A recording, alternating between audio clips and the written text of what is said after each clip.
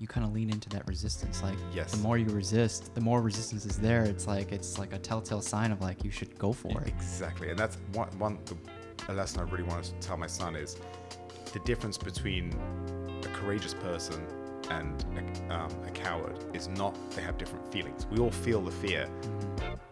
One person is just they run away from it and they don't want the discomfort, and the other people embrace it. And I think that's one thing. If I want to give myself props is ever since I was probably 12 years old and I first walked into a martial arts school, local martial arts school, that I was scared to do it, but I knew I wanted the results and I wanted to learn. I had the passion. Ever since then, I've always tried to do things that I know are not easy, and part of me always wants to run away from them, but I know it's going to be good for my development. It's going to be good for my future self. Yeah. And that's not easy.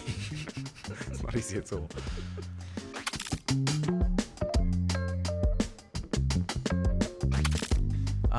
Okay, so without further ado, we're live, and Lawrence Dunning, welcome to the show, buddy. Thank you, brother. It's great to be here. And to give people a background of like how we know each other, we got to shout out Justin Doggett from Kyoto Black and from Valko Jiu-Jitsu for connecting us. And, before the studio, before the EMT class, I was really close to signing a contract or paperwork for another commercial space.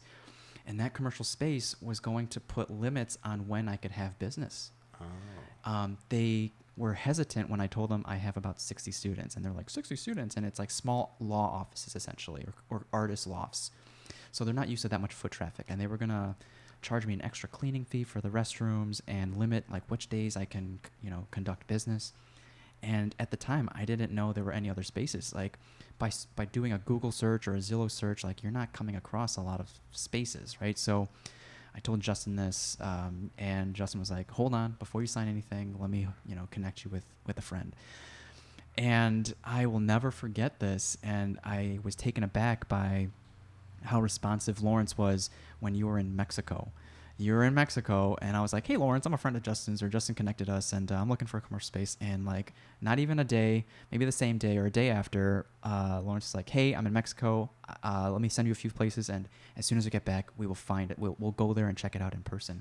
And that we did. And this was out of the 3 places you sent me. I like this one, and we saw it in person, and I think I signed a lease like maybe a week later, and here we are, and it's all painted and remodeled, and now we're doing business in here. And I was going to say, you've done a great job. It looks so much better now. And shout out to Justin. That was awesome. And that's a good reminder for people in real estate is it's such a great business. I love real estate.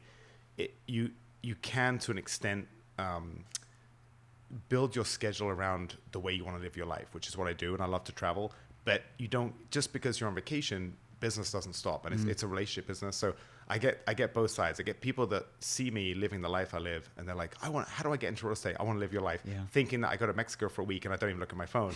And then I got other people that are like, you must be a terrible broker. You're always traveling. And it's like, well, I respond more typically when I'm out of the country than most brokers do when they're in Chicago. So it's great because you can build a schedule that works for you, but you do have to, and some people see this as a negative, you do have to kind of keep that connectivity, which I don't mind because like look at where it leads. Like there's things we do to make money, but the one thing with real estate is there's the money. Obviously I get paid commission for my work, but the people that I meet, I don't take that for granted. Like the fact that you and I connected, I've met so many wonderful people that I wouldn't have met if I wasn't working in real estate. So I really, really, really like that. And Justin's a great guy, and I'm so glad we met.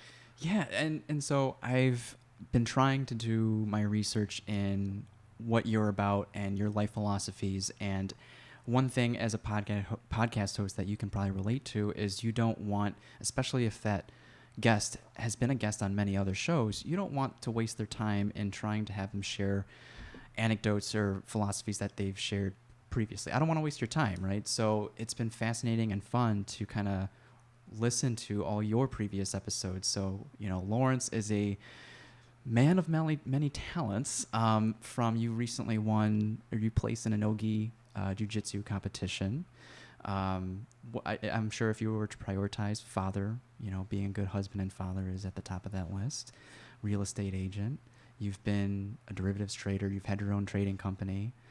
It's highly accomplished, right? So I think the common thread in this episode will be how to cultivate excellence, right? We both are students of self-improvement.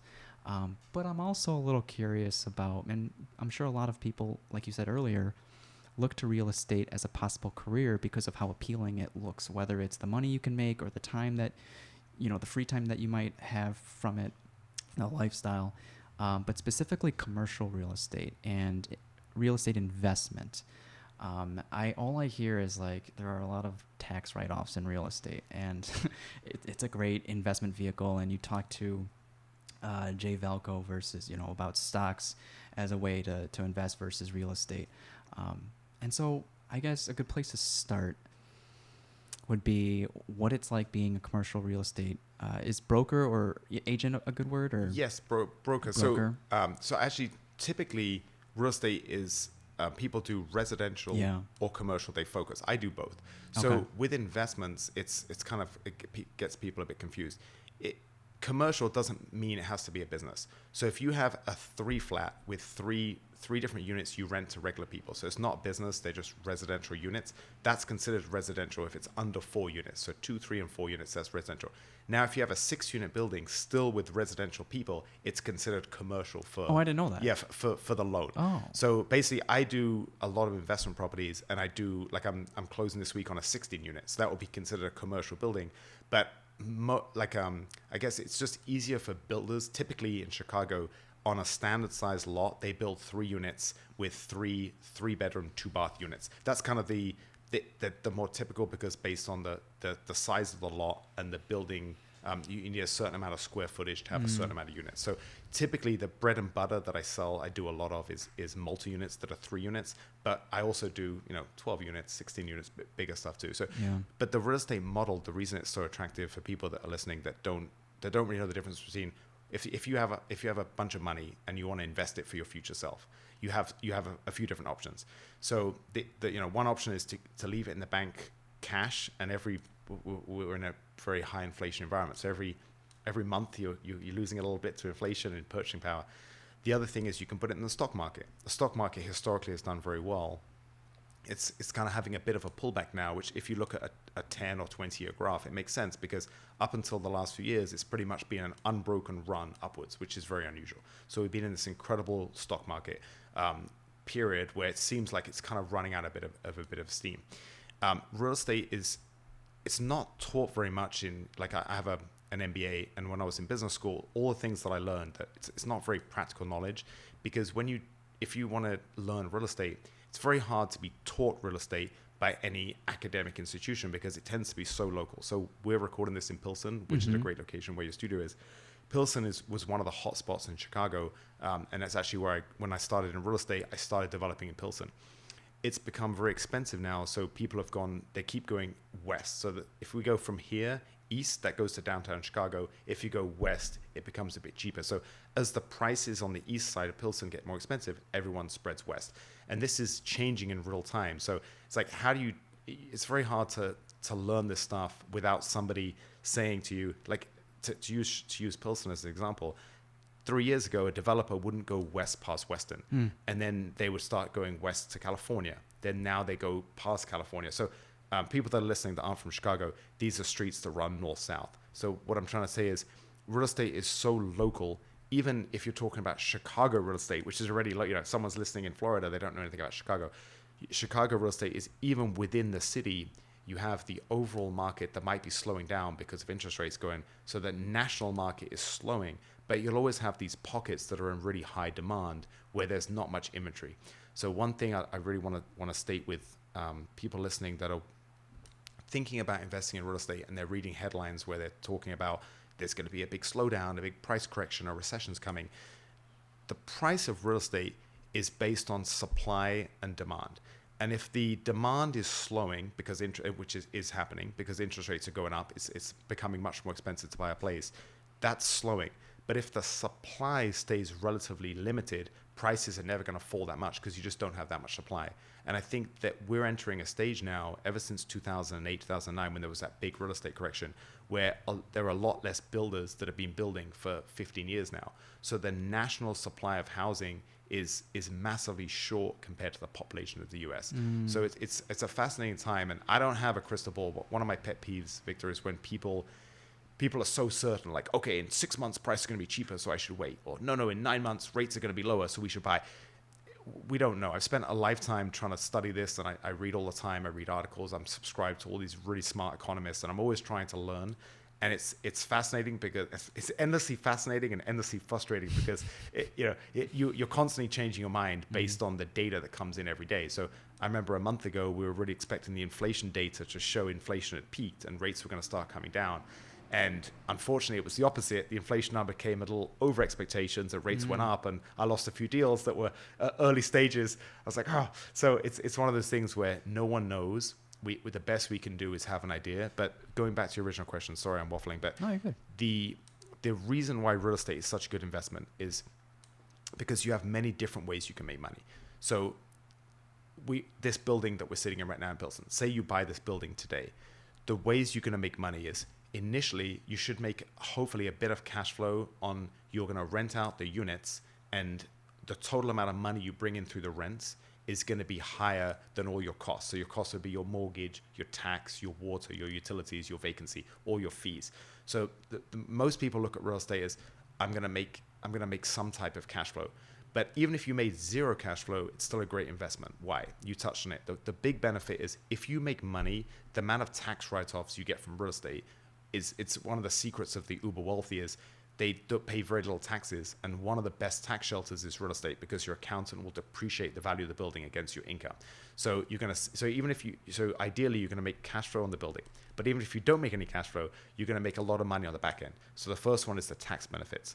The second one is you would assume over time, just like everything else, real estate is going to appreciate with inflation, which we have seen historically, just like the stock market. Over time, even though it has these good periods and bad periods, over time in general, everything goes up together. Mm-hmm. So it's an inflation protected asset. It tends to do very well with inflation. So that's the other way you make money. Then you also, every month you're paying down your mortgage. Some of that is tax, some of that is interest, but some of it's principal. So you're paying down your principal every month too. So that's kind of, it's almost like a forced way. Instead of you putting $1,000 in a savings account every month, you're paying down $1,000 of your principal every month. So it's like an automated way of saving money. So when you combine all those four things, even in a bad market where maybe the value is not appreciating, maybe even it's going to go down a few percent from where it was last year. As long as you can wait and be patient, that's the key with real estate. Real estate is not like when crypto mania was going and you can suddenly make 20% in a week. It's not that kind of investment. It's the best way to make generational wealth, but you have to give it time. So it's not a fast play. It's a very slow and steady play, but it's also the secret of the uber wealthy. There's very little very, very wealthy people that don't own vast amounts of real estate. Most of them have a lot of real estate. Yeah, was it Bill Gates that owns like most amount of land? Yes, and he's buying it around here. I think he's buying it in the Midwest. Buying a lot of Midwestern land. So it's the one thing about the Midwest is I guess I got lucky because I'm working in real estate and I happen to live in Chicago when I transitioned from trading to real estate. And in Chicago and in the Midwest in general, the returns you get from properties tends to be higher. So when I talked about the original example of this building and the income you're making from the tenants versus the expenses of the mortgage and everything, in general in Chicago, you are making some income. If you look at the East Coast or the West Coast, those guys, a lot of the time, they're losing a couple of percent a year on the cash flow, but they're making it on the appreciation and the tax benefits and everything. So I'll get these investors to call me from Boston or from San Francisco or from New York, and they're so excited when they realize the amount of cash flow they can get in the Midwest versus in their local market. Yeah. So, but what if you don't have that type of income to buy a building? Yes, that's the problem. That's the biggest problem. So every investment has pros and cons. And the one thing is you can have $100 and you can put $100 in the stock market. You don't have to have huge lump sums. In general, with real estate, the hardest thing is getting started. You tend to have a big lump sum. As an investor, it's typically 25% down to buy a building, which is, for an $800,000 3 unit, that's a huge amount of money. It's nearly $250,000, $200,000. So there's some tricks though for things like first-time buyers. They have things like FHA loans where you put down 3.5%, and there's ways you can get the seller to say add 3% to the purchase price and then give you 3% of credits, and then you use that as your down payment. So there's certain tricks where you can buy real estate with almost nothing down, but it's becoming that was the case maybe 6 months ago. now interest rates are so high, we're in a really tough period where that even if it works for this FHA loan, if it works for the loan requirements, a lot of time the bank has this thing called a self-sufficiency test where they want the rents to be a certain amount to cover the loan. And now the loan is so much higher because of the interest rates, a lot of buildings won't qualify. So one of the things the Federal Reserve want to do is they want to slow down housing to combat this inflation. So they've raised rates so fast and so aggressively. We're recording this at the end of October. So fast and so aggressively the last few months that it's causing a lot of people, even that have the money and they want to buy real estate, they won't qualify on the loans now because of where interest rates are. So it's a fascinating and very difficult period to be working right now with investors and with investment properties, because it's becoming, every week that goes by and the rates that go up, it's becoming harder and harder to qualify. It's not going to last like anything. I think inflation's going to show its peak, any month, with whether it's going to be a month or 2 or 3 months. And then once inflation numbers start coming back down, I think the Fed's going to start lowering interest rates and it's going to become a lot much easier because there's too much. The biggest debtor right now, there's a lot of people that have debt, but the biggest debtor is the U.S. government, right? It's whatever it is, 25 trillion. I don't even know what the latest number is. It's just so high. So it's long term. It's not a good thing to have these high interest rates. It's not a good thing for the U.S. government. So I think there's a lot of pressure to bring them down. And right now, actually, my philosophy is libertarian. Like I want a smaller government, less regulation. I think that's much healthier for everybody. And the Federal Reserve generally tends to let the good times go too long, and then they do things that cause big corrections. Whereas if they just left the free market work, I think would have less boom and bust. So in general, I think they've been very responsible.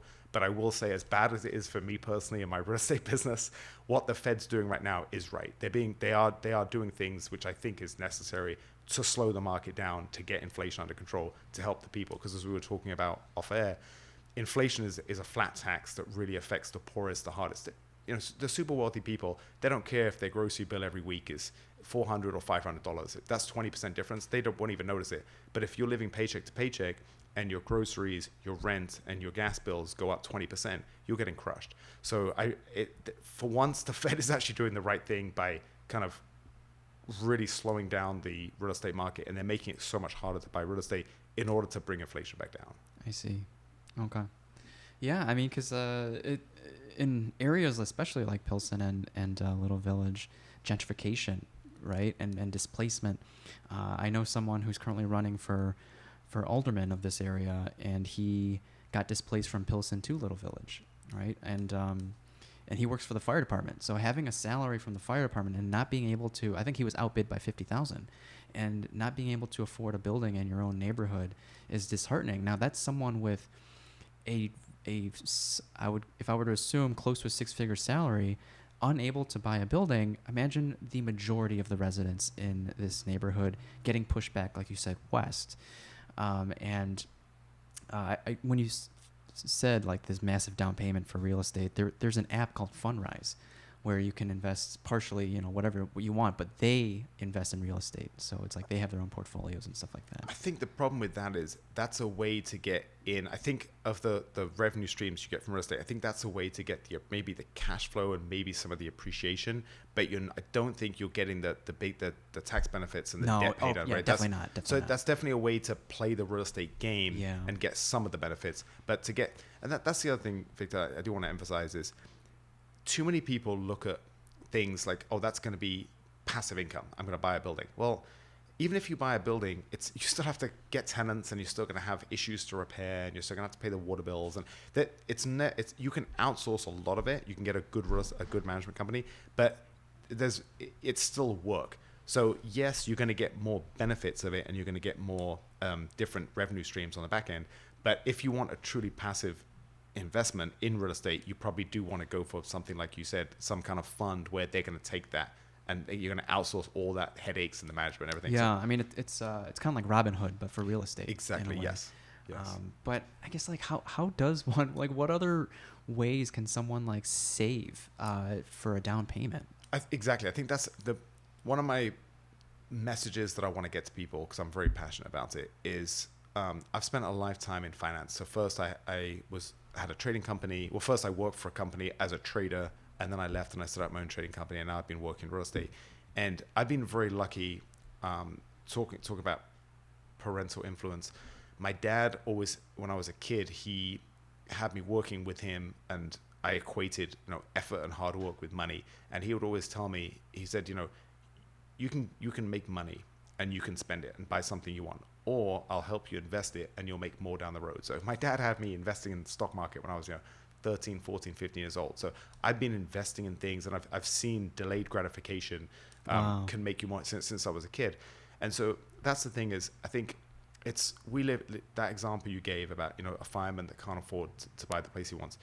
We're in a really, it's sad because it's not good that we live in an age where if you're great at your job, whether you're a fireman, whether you're a dentist, whatever job you do, if it's not finance related, you're at a disadvantage if you don't know how to combat inflation, how to invest correctly. And it sucks because we shouldn't live in a world where you have to deal with, crazy inflation.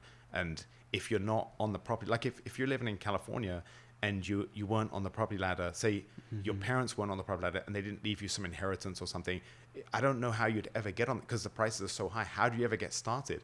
And so the best advice I'll say is, unfortunately, you do have to invest a bit of time and you have to learn basic fundamentals on finance, whether it's listening to podcasts and things like that. I think there's a lot of great information out there. So firstly, invest a bit of time listening to people talking about this stuff. And then the simplest thing Are there any people that you had in mind? That's actually a tough one, because a lot of because that's kind of my background. I'm not too fascinated about trying to learn more, but I guess, the Almanac of Naval Ravikant, we were just talking about, you have that on the side here. And It's one of my favorite books. He has some great things about money, but that's a bit more of a philosophy perspective.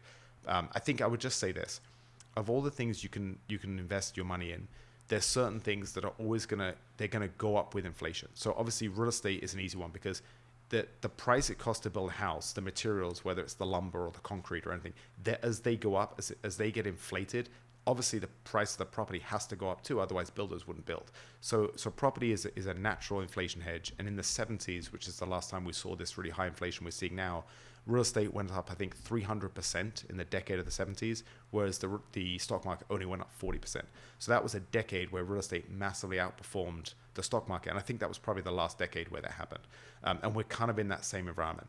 But if you can't buy real estate because it's out of reach, there's other assets that will still do well with inflation. So, I mean, having either an ETF, like some kind of S&P fund, stock investment, I think will do well. And it's a weird time to be talking about it, because the Bitcoin and crypto market is kind of in a bad place right now. But I still think historically, I think there's a lot of value to a lot of the minor crypto coins. And again, this isn't a trading advice podcast, but a lot of the small coins, most of them I think are going to go to zero. They're going to be worthless. They're kind of they're almost like these random startups where very few succeed, and the ones that do really well. But Bitcoin, as aside from all the others, aside from Ethereum and Cardano and Solana and all these other coins, Bitcoin does have some value in the sense that the principle behind it is it's a fixed supply, and there's enough people like a Ray Dalio or these people that manage billions of dollars where they see utility in having something that is outside governmental control. There's no inflation. It's got a very fixed supply. Again, back to that supply and demand equation of real estate, that fixed supply, I think you're going to do very well in the next, and the way I look is 5 years minimum. So whenever I look at investments, I'm not good at short-term planning, because I don't think anyone can predict the next few months. But I'm pretty certain that in 5 yease, real estate will be higher than it is today, and Bitcoin will be higher, and I think the stock market will probably be higher too. So any asset. So that's the difference between, some of the old air-cooled Porsches have done really well. They've appreciated so much because they're an asset. They're made of things that if you try to remake them today, that the components have gone up with inflation. So almost anything that you can buy, like watches is a good example. There's some watches that have done very well. So these things, precious art, I guess precious art has outperformed anything over the last few years. It's done better than almost any asset. So it's buying things that you think are going to retain value versus spending your money today. So I think anything you can do to, what you don't want to do is you don't want to scrimp and save and be miserable and just save in cash for years and hope for the cash is you're going to save enough to say buy a property, because the price of the property is going to outperform and the cash is going to, every month inflation is eating away at it. So it becomes a very tricky equation. Because I know you've said this before, like you enjoy spending money, yes, right? So like it's balancing opportunity costs in an investment vehicle versus enjoying yourself. 100%. But I think I love spending money. And listen, I'm at a stage in my life where I'm blessed. You know, I've done pretty well the last few years, but my finances have been in a cycle. So when I first moved here, I had absolutely nothing, and I was working really hard for a company. And actually, my first year trading, I was trading the 5-year bond derivatives, and I made them I think it was over $1 million. Made my company, and I think they gave me a $50,000 bonus. Now, for a young kid, $50,000 is a lot of money, but the way I looked at it was I made over $1 million. I think I made probably like $1.5 million that year. So most traders I was with, they were like, Lawrence, you realize we're on a 50-50 split. So if we made $1 million, we'll get a $500,000 check. Your company is giving you, a 3%. They're giving you 3% of what you make, and they're keeping it all for yourself. So I was like, well, that doesn't sound very good. So then I left and I set up my own trading company. So I think I'm blessed now because I've done very well. But since that time I left, I was 24, and I'm about to turn 44. In those 20 years, I've had huge fluctuations in my income. And I've had some years where my last year trading, I worked all year, I was very stressed, and I lost money. And that's a horrible, that's to get your head around that. I remember thinking, I was single at the time. I remember thinking I could have gone to Australia and I could have been on beaches, chasing women, having a great time and spending money. And I would have done better financially than staying in Chicago, being stressed all year, trading and having bad positions, losing money. So that's a weird one to get your head around. But during that whole time, the one theme I'll say is that anytime you spend money on experiences rather than possessions, that tends to be a really good way to spend your money. And if you can somehow build your life where you get in the habit of whatever it is, whether it's 5%, whether it's 15%, whatever you're making, you set aside a certain amount and you say that I'm going to invest this in some kind of asset and I'm going to hope for it to grow. And you start that young, then you give yourself time to make a lot of money over time. Whereas the problem a lot of people have, and I've got friends like this that are my age in their 40s, they make 3 times more than they made 15 years ago, but their expenses have gone up 3 times. So they haven't gone anywhere. And the reason I did very well is in my 20s, when I was making a lot of money trading, my life was the same. I bought my condo with my first bonus, and I stayed in that condo for 15 years. Of course, I even had an ex-girlfriend tell me, she was like, how come your business partner is buying this fancy new place and you're still in the same place? And I remember thinking, well, I don't need any more. Like, what, why am I trying to, I don't need to live above, and not even above my means. I don't even have to live at my means because I don't need anything. I'm a single guy. I've got a 1-bedroom condo. What more do I need? So I think too many people they're trying to buy a fancy car. Like in Europe, we don't have this. In Europe, it's very much, there's a lot less things financed. Normally you save and then you buy a car in Europe. Whereas in America, they want to, you have these young kids that their brain's not even developed yet. They don't have the responsibility. They get in crazy credit card debt and they're stuck with that for years. It's really tragic.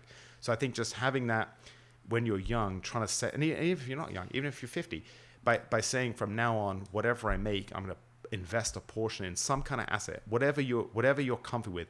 If you're young and you believe in Bitcoin, you think it's the future, and you have crazy appetite for risk, then yeah, go for it. If you're older and you've got a family and you've got more responsibilities, you probably want to be a bit more defensive with your investments, a bit safer.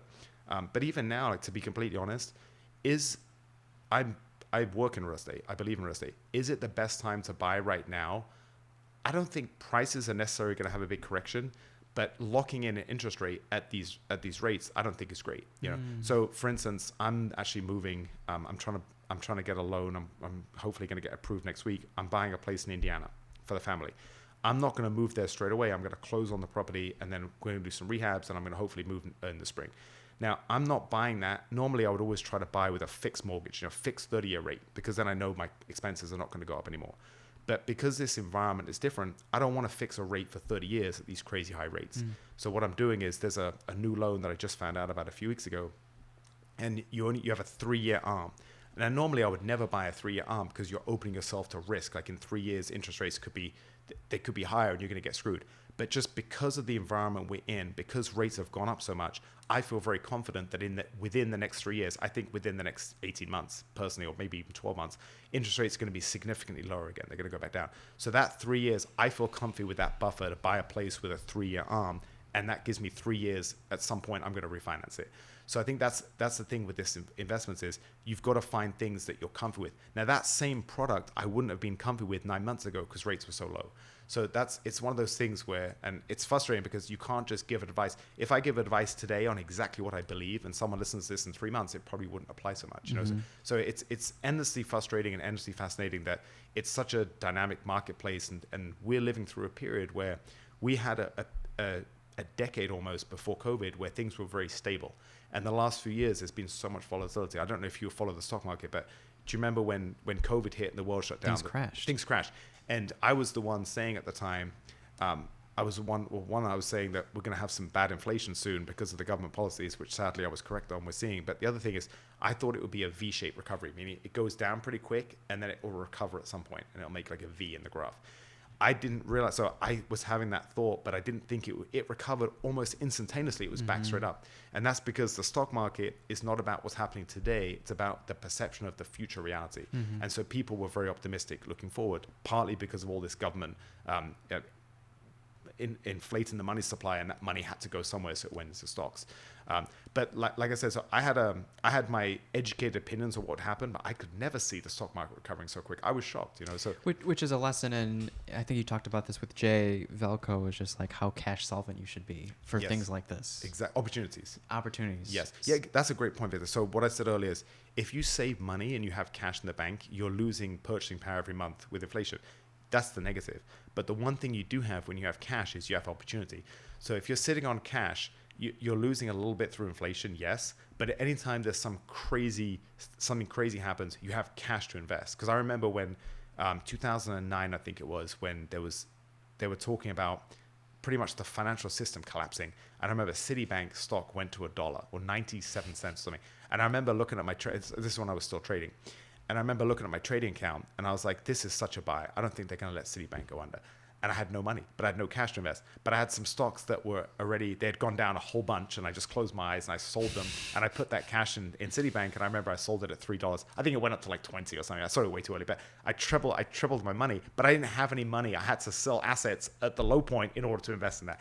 That's a good example. I remember when that happened thinking, God, when you have crazy times, cash is king because it just gives you so much opportunity. Because there's that old expression, you always want to buy stocks when there's blood in the streets, meaning all the bad news is out there. Everyone's terrified. Everyone's That's out, when you want to buy. You don't want to buy when times are good because you kind of missed the boat. Yeah. Yeah, and I'm sure that takes a lot of time and experience to stay level-headed through chaos.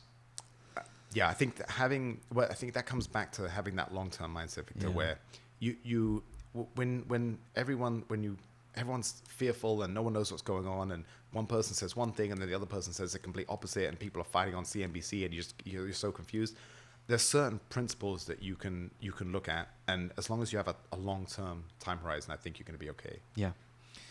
So going back to a broker, so let's with the audience in mind, let's have think about someone who's listening who is trying to become a broker. Okay.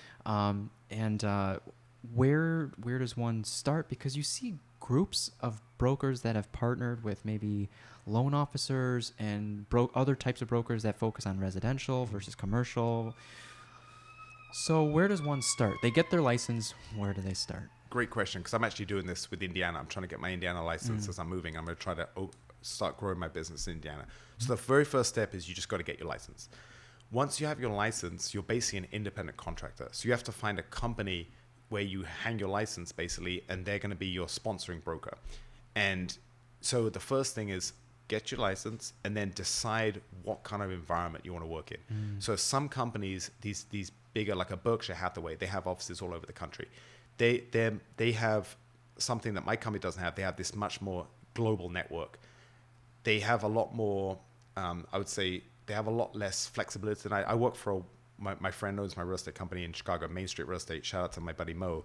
He's one of my oldest friends, and I'm the top broker there. So I get a lot of freedom and flexibility because I can kind of do what I want in the sense that they know that I'm bringing business and they trust me. So I have so much flexibility and freedom that I wouldn't have at these other companies. So you have to find a company where they're going to have the same kind of the kind of guidance and restrictions that you're happy with. So that's the first thing is, do you want to be with a big company that they probably have more, they have a bigger networks. That's the positive. Are they better places to learn from it when you first start? That's the next thing I was going to say is you need a mentor.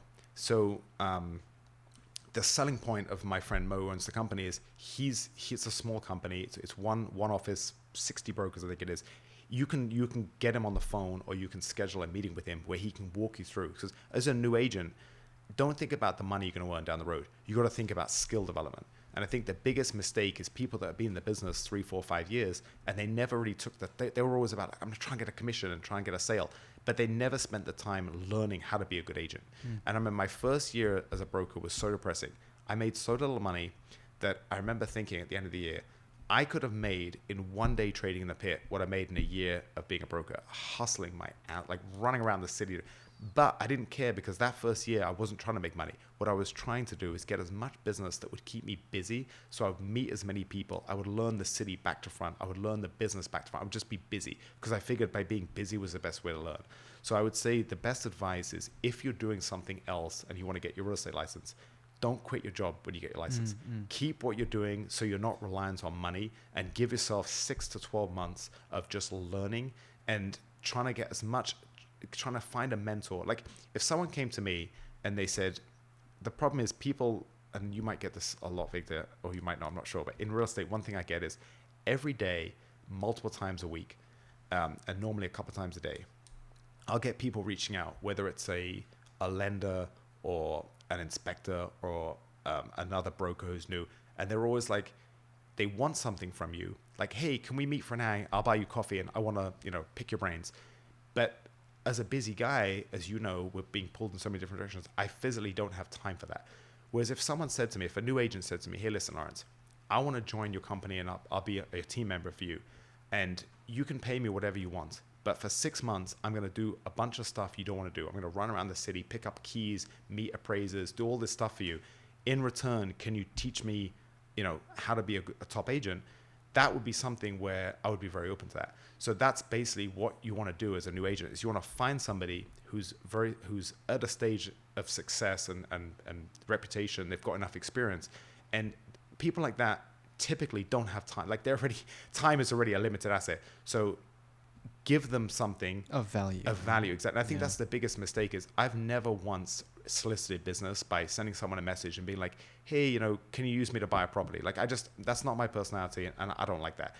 But I get that all the time with people asking something for me without giving anything in return. And I think it's a great lesson in life is people like me and you, we are willing to help. But when you're very busy, like I have a 2-year-old son, am I going to take time away from my son to help someone that I don't know who's offering me nothing in return? Well, I'd have to be pretty stupid to do that, right? But if we can make a win-win partnership, then of course I'll help. And so there's actually there's a wonderful lady, Priscilla, she has a finance background. She's helping my wife with my son in the mornings, and I think she's not quite finished her degree. She moved from California. I'm not quite sure the exact details of her background. She's such a smart lady, such a wonderful person, loves kids, and she's very young. I think she's 21. And I'm trying to tell my wife, like, listen, I want to have a conversation with her because she's got this finance background. We don't pay her very much. I don't know how much they make for baby. My wife handles that, but she's not obviously making a fortune looking after my son. I would love to. She's got such a good personality. She's very smart. She's such a nice person. I love her energy. She's expressed interest in real estate. I would love to help her in real estate, but we just have to figure out how it's going to be a win-win for both of us. So hopefully we're going to get coffee and kind of have that conversation. But I think that's the key is I've been very blessed with mentors, and the owner of my real estate company, he used to live in the same building. So we were friends before we worked together. And so he and I both had dogs, and we would just take our dogs at night for a walk, and I would pick his brains every night, 5, 6 nights a week for 18 months. how much did I learn in those conversations? He wasn't, we were just, it's not like every time we just talked about real estate. We talked about life and everything. But during those times, I would pick his brains and I would learn so much. And looking back, I was so blessed to have that man. I still say he's my real estate mentor. Even though we don't see each other as much now, we live very different places. But that's what you need to find and that applies to a new broker in real estate, but it applies to anyone in life. Like if I'm an aspiring MMA fighter and I join a gym and I've had 2 amateur fights and I want to fight in the UFC and I want to be a professional fighter, if I start bugging, one of the top fighters to help me, he's already got so much going on. But if after one of his fights, when he's got some downtime, you go to him and you say, hey, listen, anytime you need a body to drill moves or anything, I'm here for you. And you can just beat me up a little bit and I'll give you whatever I can. Then maybe over time, you can develop a relationship and he's going to help you and save years of things that he's learned the hard way over years and years of his journey. He's going to save that time and show you. But you can't just go up to a busy guy like that.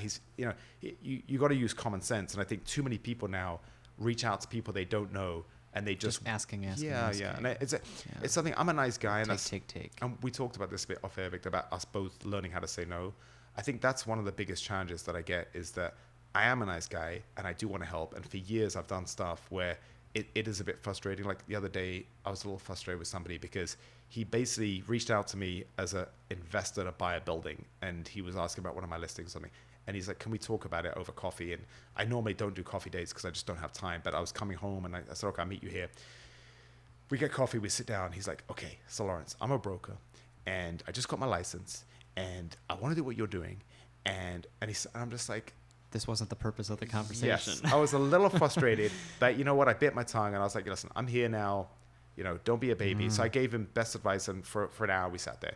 And I got home, but I just remember being a bit frustrated after. Just be upfront with people, like it's something that's so interesting now. I'm a bit older, is looking back at my life. I never noticed this before, but as you get older, I just think naturally through the evolution of life, whether it's through career promotions, whether it's through moving maybe to the suburbs so your commute's longer, whether it's having a family so you have kids and a wife, responsibilities. As you get older, it does tend to be you have much more free time when you're young, and as you get older, time becomes a more and more and more scarce commodity. But one thing I've noticed is a lot of very successful people, the arc of their career, towards the end of their career, a lot of them, and I read there's a great book called Real Estate Titans that talked about, it was about 25 short chapters on all these incredibly successful, like multi-millionaires through real estate development. And almost every single one of them at the end were talking about their career arc, and the end of the arc was giving back, being a mentor. Mm-hmm. So for me now, I'm not quite at that stage now. I'm still trying to grow and build and expand and provide. But at the end, that's something I do want to get much more into is giving back and being a mentor. So back to your early example, maybe I'm not the best person. I'm in my early 40s, and I didn't get into real estate till I was 35. So somebody that's been in real estate and they're kind of coming up close to retirement, they're going to want someone who's new, who's hungry, who's going to take over their business. And you can arrange like a really good mutual benefit with them where you say, listen, I'll do most of your legwork because you're kind of at the end of your career. You don't want to be running around, I'll do all your open houses all weekend. I'll do all this stuff for you. In exchange, maybe you can give me some of your clients you don't want. Maybe you can give me, you can just teach me on the side, give me tips. You can be a reference for someone to call. So I think throughout life, you can always develop these win-win scenarios. And I'll give you, to bring it back kind of full circle, Victor, you want to invest in real estate, but you just say, not you, say somebody wants to invest in real estate, but they don't have much money, but they have time and they're hungry. If they can have a partnership, maybe they have a friend who's very wealthy, but he has no time. He has 3 kids, he's losing his mind, he's stressed at work, but he's got all this money. And they can say, listen, if we buy a building together, I'll put in 5% of the down payment so I have ownership and skin in the game. You put in 95%. We'll set up an LLC. We'll be partners. And we'll arrange something between us where I'll literally do everything for you. I'll find you tenants. I'll pay all the bills. I'll do all the maintenance. I'll do everything for you. In exchange for, instead of me, I'll put in 5% down payment, but you give me 20% of equity or 50, something like that. So and that's one thing in my life that I think I've done well is I've always developed win-win relationships with people. To be able to think outside the box. Yes, exactly. Be creative. Yeah. And, I mean, what you just said is like a lesson in apprenticeship. And I don't think a lot of people look at like life like that, as like, what can you bring to the table? And maybe they do try to think of like, what can I bring to the table? And maybe they think they don't have anything of value that they could bring. But if they have nothing of value, because they're new in a field. What they have is don't know. time, right? Yes, That's exactly. what they have. Yeah, and I think that's the secret is that we all have something, and even if you don't know what it is, then if you can follow. So we'll use real estate as an example because I'm familiar with it. When I started, I didn't know what I wanted to focus on. I didn't really know real estate. And my good friend Mo, we're at the dog park, and he was like, Lawrence, with your accent and your background in finance, you'd kill it in real estate. You should give it a go. And Wait, why is that? With the accent? And I think he just thought I'd be charming with people. Okay. Which you are. Thank you. Well, thank you, Victor. But little did he know that I remember my first showing. I'm not a naturally extroverted person. Okay. So I remember I walked in this apartment. Actually, a funny story. My first showing, I got my license, but I hadn't got my business cards yet. And I was going to a building. When you go to these managed buildings, you have to show your business card. And I remember my ex-girlfriend at the time, she was in real estate. She's like, screw that. You don't need business cards. I'm going to make you a fake one. So she made me this one on the computer. It was literally just to get in this building. So I think my business cards were coming like 2 days later or something. And I remember being so nervous because this business card looked so fake. So I walk up to the doorman. I'm like, hey, I'm showing this building. He's like, yo, business card. I showed it. He looked at it. He looked at me. He looked at it. He looked at me. He's like, you could tell him thinking this looks. It's not even look. He's like, go ahead. So and then I remember going in. I turned the lights on, and I just stood there, and they kind of walked around the apartment, and then we left. I didn't say anything. I just felt the whole thing felt so awkward, and I didn't know what to say. I didn't know what I was doing. So it's so funny looking back. Oh God, back to that. But no. So later on, so that was when I started in real estate. I didn't know what I wanted to do, and then over time, that first year when I was running all over the city, I realized that I had something that most brokers didn't know, and that was a background in finance. So and I owned an investment property myself. So I got into real estate as an investor before I got my license. So then I thought, well, what's the natural thing for me to focus on? Well, it's obviously investors, because that's what I have. I own real estate. I have a finance background, and I find that much more interesting than selling single family homes in Winnetka or something like that. So that was naturally where it took me a while to figure that out. And then once I figured that out, that became my niche. So I would advise, and this applies, I think, to real estate very much, and I'm sure it applies to so many different things, is it's going to take you time.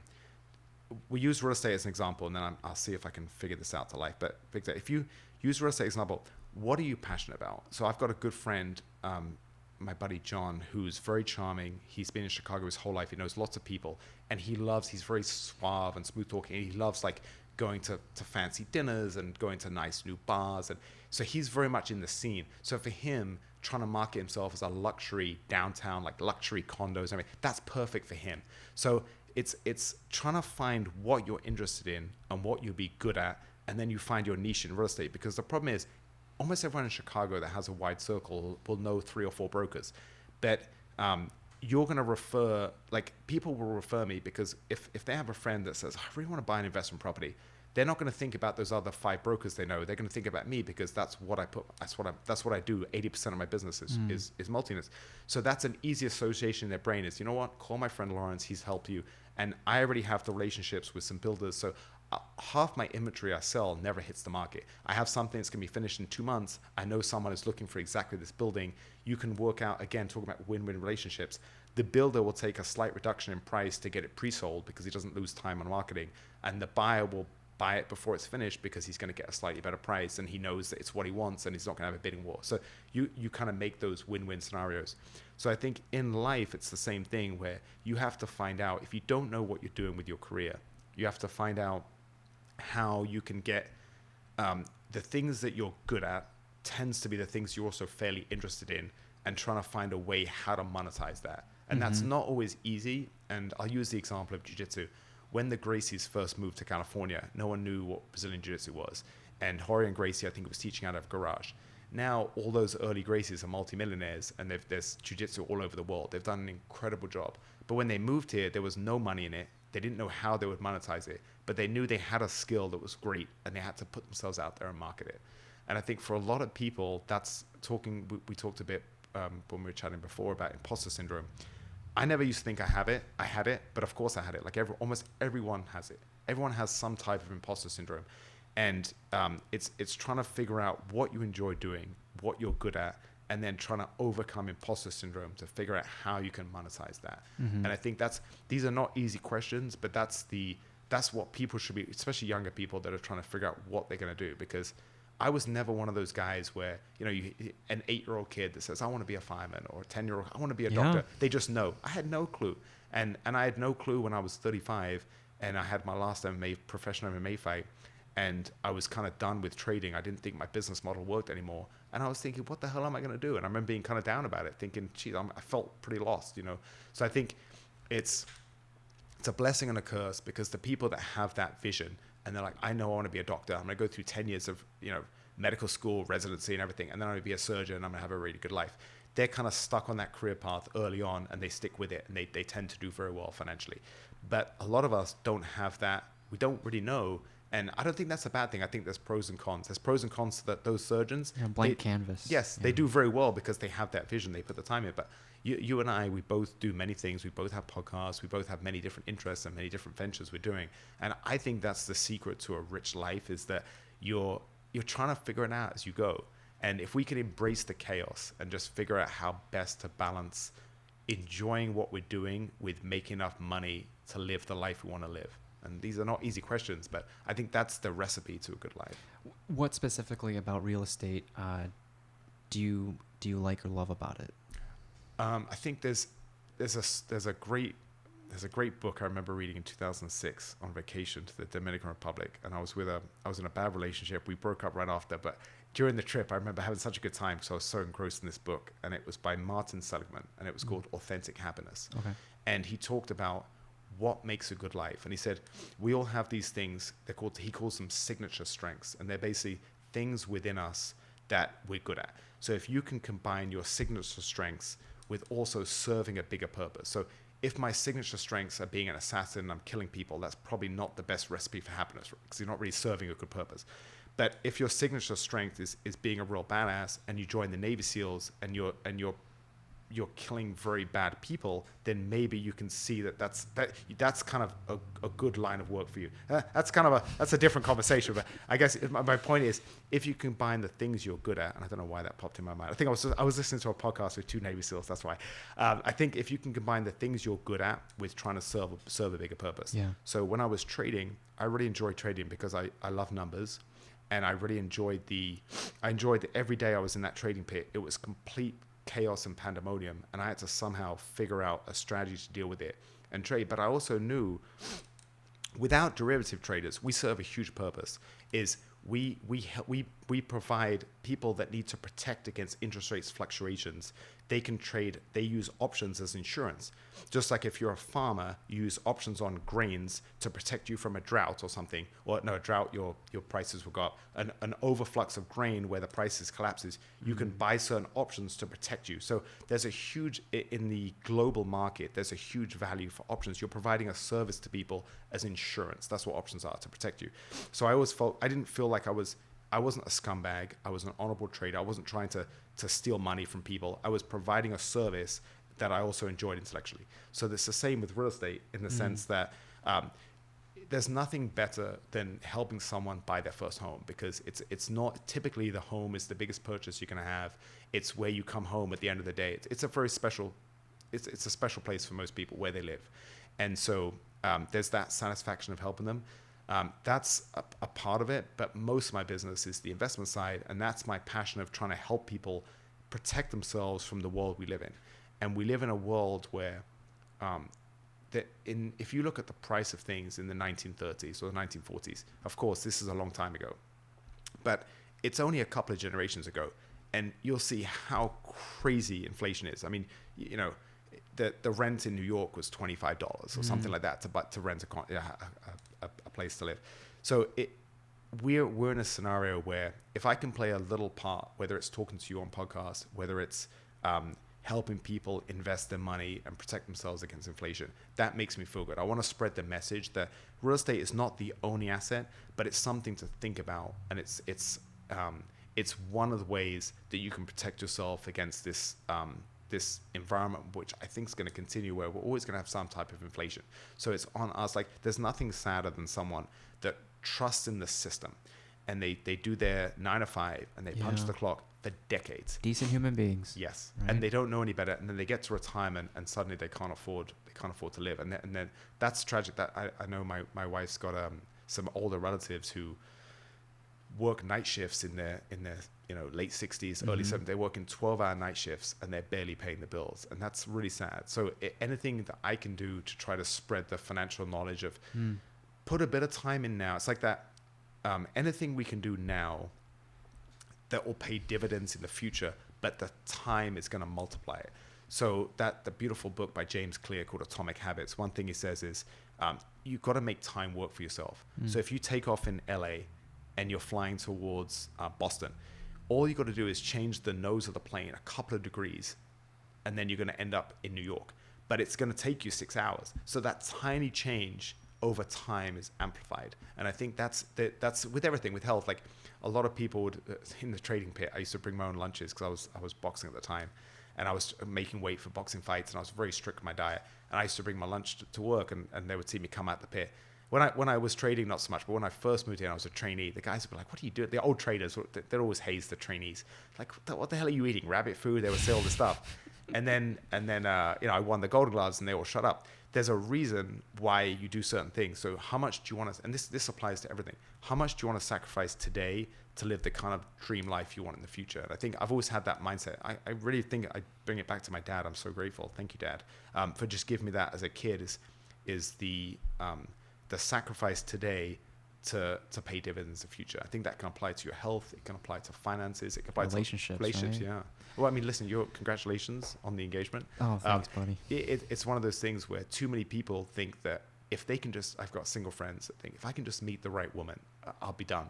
But as you and I know, relationships, like whether it's with your fiance, your girlfriend, your wife, or even your friends, if you've got a really good friend that you see all the time and you hang out, and then you blow him off for a couple of months, he's probably not going to like you as much. Like you've got to be everything is a two-way street, whether it's relationships or friendships. And I think invest the limited time in the relationships you want to nourish. Yeah, absolutely. I'm not sure what else to ask about, even as like brokers. So being a broker is great. I guess if you wanted to form your own team, are you still under Main Street, or you're under the Dunning Group? 100%. That's a great question. So the way it works is, as an independent contractor, I'm under Main Street because I don't want to get, they offer me a few things. So they have this managing broker's license, which it's another exam I would have to take that I don't really want to deal with. Also, I have their full support, whether it's the back office. I have someone that does all my paperwork there. I have people that help with my marketing. So I have that whole team. So I'm happy to give them a percentage of my income for that support.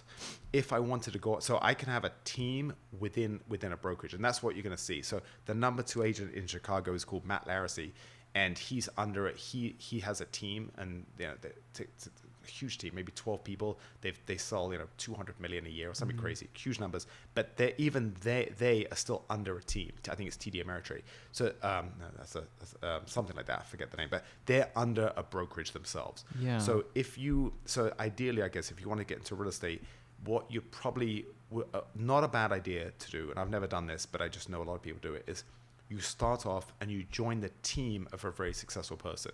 And then you hope that if you work hard for them, they're going to teach you, and you're going to learn a lot through working with them how to go. And that's a lot of time, that's the hardest thing with growing a team, is the person that you want to work for you is not going to want to work for you for long.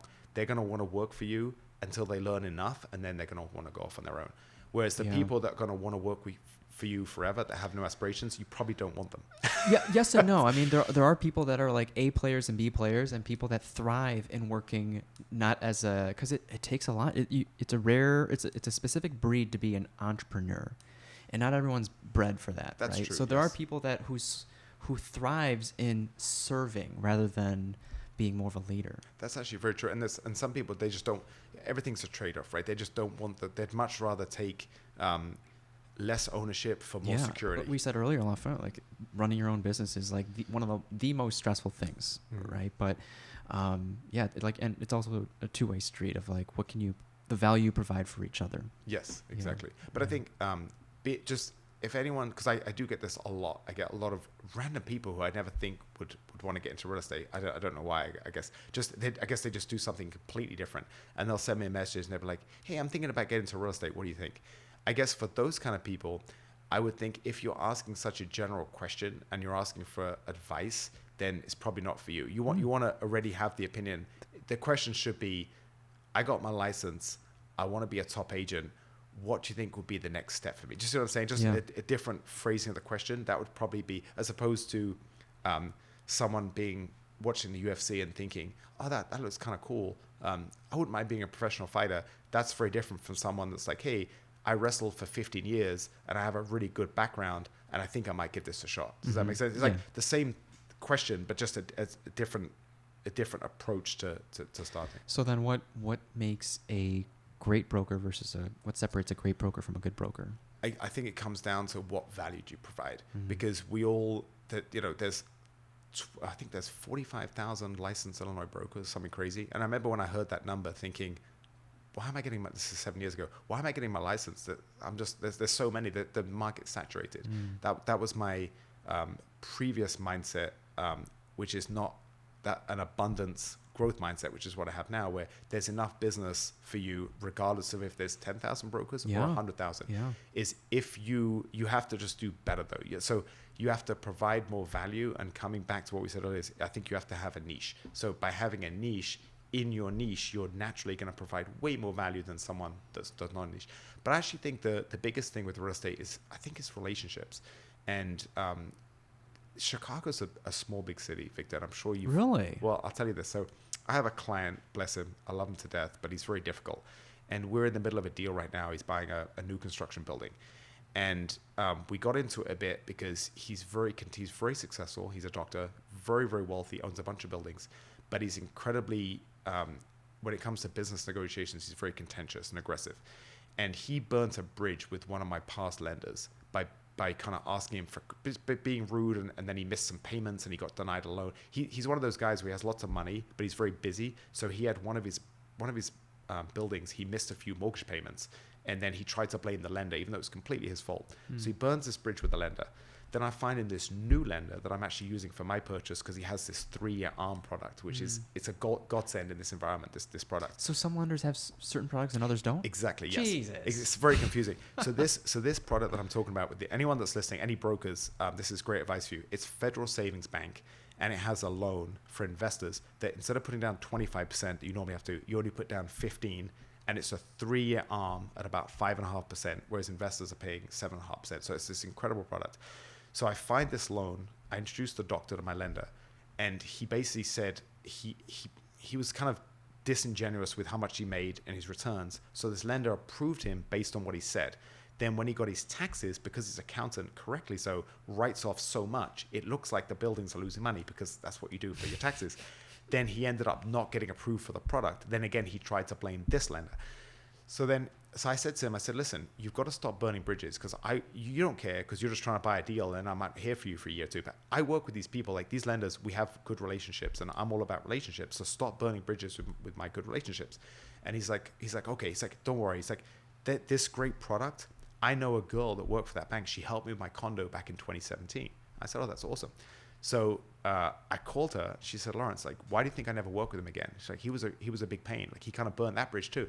And I'm thinking, what a small world. Like, she worked with a guy from this one bank that has this amazing product 5 years ago, and she hasn't forgotten. By some miracle, I kind of smoothed it over with her, and we are actually working together. But it's a great example of don't burn bridges. And it's the same with real estate. Is if you're a broker, and there's certain people that are so difficult to work with and so contentious that if you're in a multiple offer situation, as an example, and they might not even show your offer to their seller because they don't want to work with you. Like, and I know people like that, where brokers won't even work. That's how difficult they are. Which is, there's some ethics there that I don't really want to go down that road. They probably should, but there's a lot of there's some shadeness in real estate when it comes to egos and personalities. Whereas my approach is the opposite. I have such good relationships with some of the top agents I do business with. They'll come to me and they'll say, Lawrence, my builder's going to finish this building in 4 weeks. It's better than anything that's selling in Pilsen. It's going to get multiple offers as soon as we list it, because he wants a quick sale. But I'm going to give you first crack at it because I like you. And I know that you're a professional. We have worked together many times. And I'll take that to my clients and we'll get it before it even hits the market. So there's certain things like that. So when it comes to real estate, relationships go a long way, and life is also about relationships. What is it, the cliche? Your network is wait, your network is your net worth. Yeah.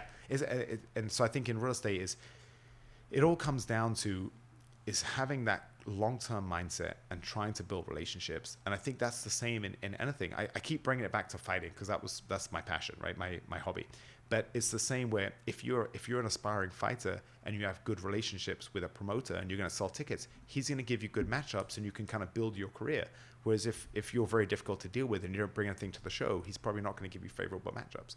So, and I think you could apply that approach to almost anything in life where relationships are just so important. So many people look at entrepreneurs as just, it's a numbers game without taking to account the relationships. But I think being, and I'm not a leader of a company or anything, but I think being a person that's going to motivate and mentor and inspire and always be there for people within your small circle, whether it's 1,000 people at a big company or whether it's 3 people that you work with regularly at your office, whatever your circle is, the more that you give them, the more that you're going to get in return. And I think that's a good way for going through life. And bringing back this pain in the butt doctor, I called him when we were going through this, and I said, honestly, I said, I don't think we ended up kind of, he apologized, but I said, if you're going to be like this, I can't work with you. And you're buying $1 million building. It's going to be a big check, but I just can't be around that conflict all the time. Like I can't. And I said, you're a multimillionaire. You have a 2-year-old son. You're a really successful guy. You're a surgeon. Like, you don't need this conflict either. You're not struggling for pennies. Like, you're really successful. It's just not a way. It's not a good way to live your life, going through life with all that conflict. So the older I get, that stuff matters more and more. That energy, like when you've reached out to me about us talking, you have such good energy. You're such a great guy. You've got 2 of my favorite books on your bookshelf over there. You and I think we look at the world in many ways in the same light. And I find talking to you very motivating, inspiring, and refreshing. And it's the same on the negative. It's the same when you see someone's name pop up on your phone that they're argumentative or they're aggressive or they're contentious. It's like it's almost like that energy pushes you away. So I think that's great advice. And bring it back to business, Victor. When I was trading, there was my company had all these offices, and then the Chicago office broke away from the other companies, the other offices in London and New York. And I remember when they broke away, I think they laid off half the company. It was like 20 people. So I think 10 of them were laid off. And one of the guys they kept he was a new trader, and he wasn't a very good trader. And they kept him above some of these really good traders for one simple reason, is that he was a great guy, and he was hilarious, and they just liked his energy. And it's something that, like, you'll never learn that in business school. But it goes a long way. Being a nice guy, being a good guy, being a good humor with good energy, it's going to open so many more doors. They'll never teach you that in an MBA program, but it's true. You see it in every business. I never finished my MBA program. I was getting free school from UIC while I was employed there. And the key takeaway is, like, because I didn't have a promotion lined up or anything. A lot of my co-students, classmates, they were in there because of their job. Their job put them there, and they had things lined up afterwards. And I felt like I was on the 6-year plan. I would take a course here and there, and I started seeing people graduate, and typically you get jobs with people that you started the program with, and that, I still keep in touch with some of those people, but I'm learning more from doing this, like running your own business, than anything that I sat through. The best class I ever took was probably consumer behavior. It's just like finding out why people do what they do. Why do they buy what they buy? That was the most fascinating class. So some of the discussions we had in that MBA program were nice, but other than that, it's like, yeah. Victor, I couldn't agree more. And if I was gonna, especially with the escalating costs of tuition, if my son was at that age where he said, "Dad, I don't really want to go to college, but I do want to learn about business. What do you think I should do?" 100%, I would say what you just said. I'd say, why don't we set up a company? I'll help fund it, and you run it, because that you just learn so much through practical things. I'm trying to think in my program what I learned. I couldn't tell you one good thing that I learned from my program. I guess the only thing would be, I was a year older, and because in England you can do an MBA in a year. I think here it's 2 if you do it full time. I was a year older, and I learned how to work really hard, and I passed tests which I didn't think I passed because they were really hard. Some of the finance stuff, I wasn't very good at Excel back then. But I don't think there was one principle that I took from that at all. So yeah. No, I mean, you probably remember who you were with, who you studied with. One thing just came to me. The best thing I did is I sat down with my favorite professor, Dr. Friedman, and a young guy. He was great. And I said, Doctor, I really want to get my PhD. He said, why? I said, because I think it'll be really cool to call myself, Dr. Lawrence Dunning. And he said, I'll tell you what. He said, I'll support you getting your doctorate, but before you do, I think you should go and get a job working for 2 years. And if you still want to come back, I'll help you, and you can be under me. But what's probably going to happen is you're going to come down, you're going to drive down in your 911 Porsche after working for 2 years in finance in the city, and you're going to say, actually, I've changed my mind. And I got a trading job, and I was trying to decide what job do I get into, and he said there's all these different jobs. If you go into investment banking, you could be working like a dog. He said if you can somehow work in trading, something around the market, it's very difficult to work after the market closes. So you're not going to work these 20-hour days like you will in investment banking. So he said, try to get a job, something around the market, and then just randomly. And this is I'm glad we're talking about this, because it just shows the element of luck, the way our life works out. Because too many people get fixated on, too many people that are successful think that they got their success through hard work. And too many people that feel lost feel like there's something wrong with them. And both those things I think are wrong, because I'm here talking to you because I came to Chicago through a trading company. And the reason I got that job is because I was planning actually to go to Australia for a few years and just enjoy life and travel and have a good time. And my uncle was at a party. I'm very close to my uncle. And he was talking to a guy at this trading company, and they were really aggressively hiring. They were doing really well.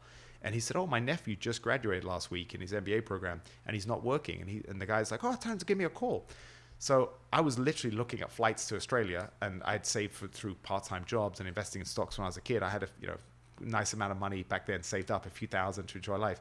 And he said, Lawrence, just talk to this guy. He's like, I really liked him. He seemed like he was, the company was doing really well. He's like, why don't you just work for 6 months, get some experience in finance, and then you can do your travels and just enjoy it with more money. I said, that's a good idea. So I went to this interview, and I walk in the office, and they had this huge aquarium. 30, 40 feet long, with all these really cool sharks that were like 1.5 feet long. And then these young kids, you could just tell they were making so much money on the phones. You could hear them trading, doing trades over the phone.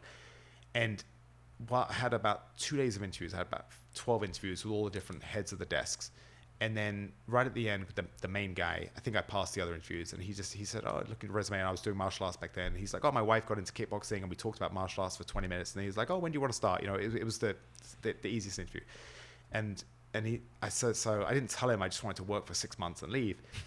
So I thought, but as soon as you start working, you see young kids in their 20s making all this money. I immediately thought, well, this doesn't make sense. I'm not going to get all this effort to start a job where I can make such incredible earning potential and then quit after 6 months and travel. So then that company ended up sending me first to Amsterdam for a year, then to New York, and then to Chicago. And then I left. So I fell into that through my uncle having a conversation at a dinner party, and I ended up in Chicago talking to you.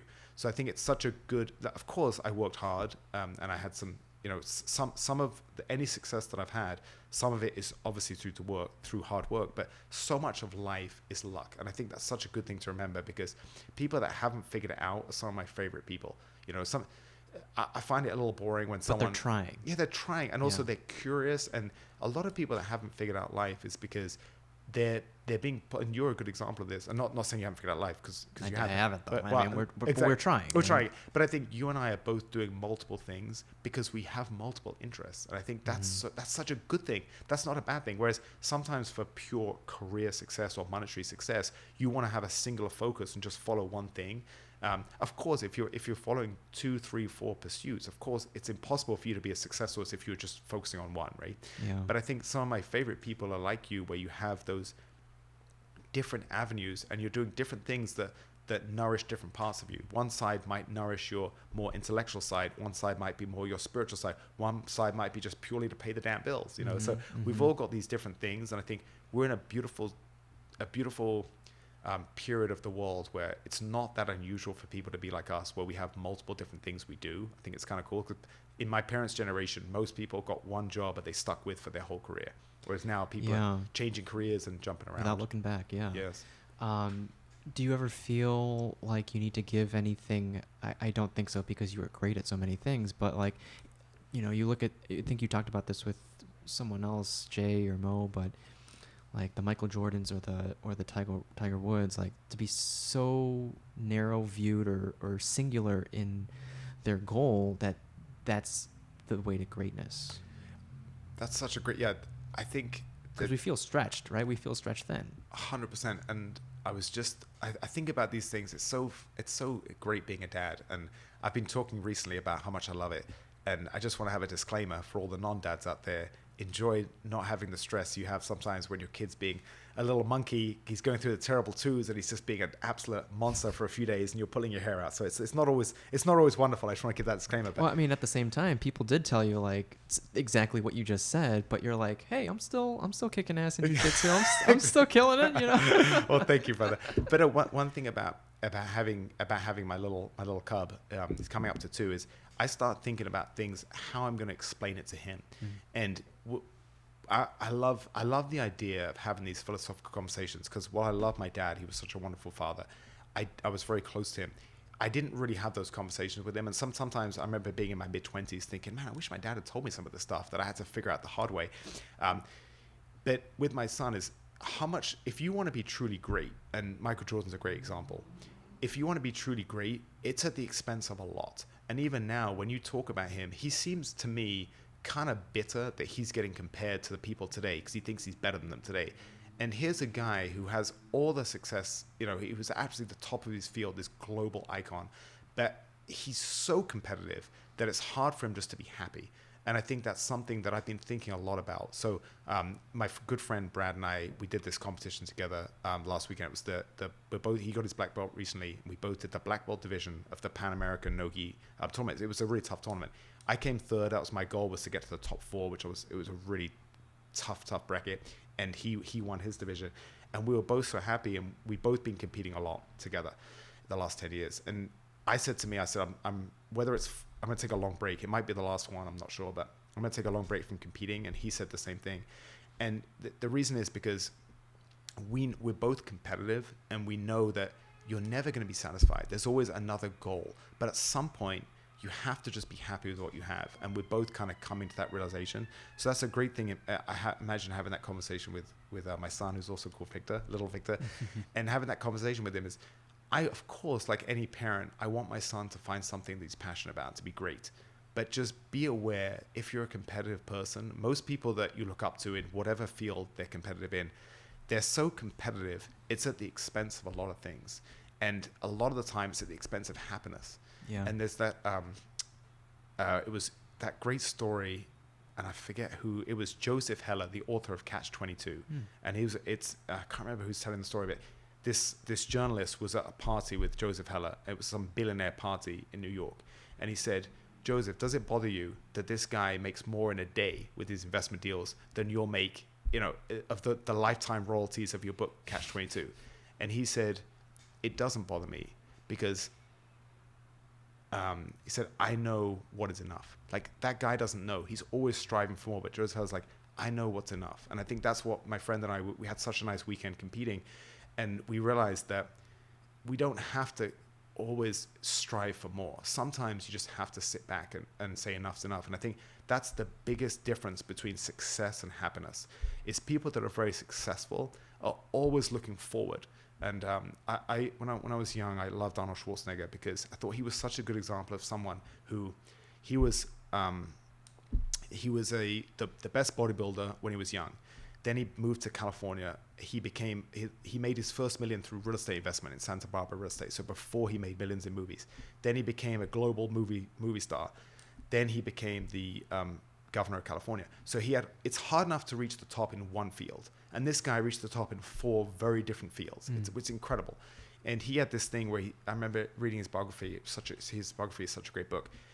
He said at home, he has a huge shelf with all these photo albums from all his travels around the world, all the amazing things he's done. And he said, I just never go back and look at them. And I was always the same way. I would take photos. I would travel a lot, especially when I took basically between 30 and 35, between trading full time in the pit and starting my real estate career. I was trading a bit online. I was investing in real estate, and I was fighting professionally in MMA. During those times, I traveled a lot. I did all these awesome things. I almost never go back and look at those because I'm always looking forward. So by always looking forward, it keeps you striving for more, and that tends to lead to success. But in order to be happy, you've got to sometimes step back and just see how far you've come, and you've got to see, you've got to know what's enough. And I think that's something that it's such a beautiful feeling that I'm coming to terms with is I'm 43 years old. I don't have to compete with a 20-year-old savage at the jiu-jitsu gym. I'm not going there to be a fighter anymore. Like that was my past life. Now, the reason I go to the jiu-jitsu mats is to see my friends, to get a workout, to teach the new students. It's I'm doing the same thing that I was doing 10 years ago, but it's with a very different purpose. And I think that's something, it's such a beautiful feeling where I'm trying to focus more on being happy as opposed to achieving success for who, of course it's for me, but I don't need status. I don't need praise from people. I just need my inner circle to love me. I need my wife to love me. I need to have a good relationship with my son and my parents and my brother. I'm trying to be happy with what I have as opposed to striving for things I don't have. Yeah. I wonder what motivates people to go and make all these sacrifices to be the GOAT or the greatest, I think someone like, I think you have to have that. It has to be a genetic thing where you have a crazy drive. It has to be that. But I do believe, and Jay and I were talking about this, and I wish I had a bit of time to formulate, because he asked me that. He said, what do you think? He said he thinks he's called me an overachiever, in the sense that I've achieved more than, I don't think I had much natural talent, but the things I achieved were more through hard work than talent. So I think that's the definition of an overachiever. But I think a lot of it is not like, it's not me at step 1 saying I'm going to get to step 100 and I'm going to do everything along the way. I think it's just, as you develop, your goals keep shifting. So my goals 20 years ago were kind of small, and as I got closer to achieving them, you keep moving the goalposts. So I think and it's like that feedback loop where you get a bit of success and it feels good, and then you want a bit more success, and it keeps you driven. And I'm lucky, I think, because any success that I have is always things I enjoy doing. I don't think I've ever done, aside from jobs I did when I was 18, 19, 20, 21, I did some crappy jobs I hated for money. Aside from that, I really feel like I've got some enjoyment. I've always worked hard, but it's always been something I've enjoyed doing, and I think I'm very blessed to have that. So I think people that are working, doing something they really don't enjoy, don't stop what you're doing because you probably need the paycheck, but use that time while you're supporting yourself doing something you don't like. Use your free time. And I think Gary Vee is a really good. Gary Vee, yeah, I really agree with that. Use your free time to figure out what you enjoy. Probably Netflix and chilling, or exactly scroll on Instagram, or whatever you're doing in your free time. Exactly. And we all have it. Like, we all say we don't, but we all have so much. And the problem is Netflix is so freaking good. There's so many good shows. HBO Max there's so much good content out there. You can spend your whole life just consuming. And one of the very first podcast I did was with Nick Gregorati. He's a friend of mine who's old school podcaster. He was actually on Joe Rogan's podcast before Joe blew up. He's an old school jiu-jitsu instructor, and he's a good friend of mine in California, from South Africa originally. He's a fascinating guy, and he's always lived a very unusual life.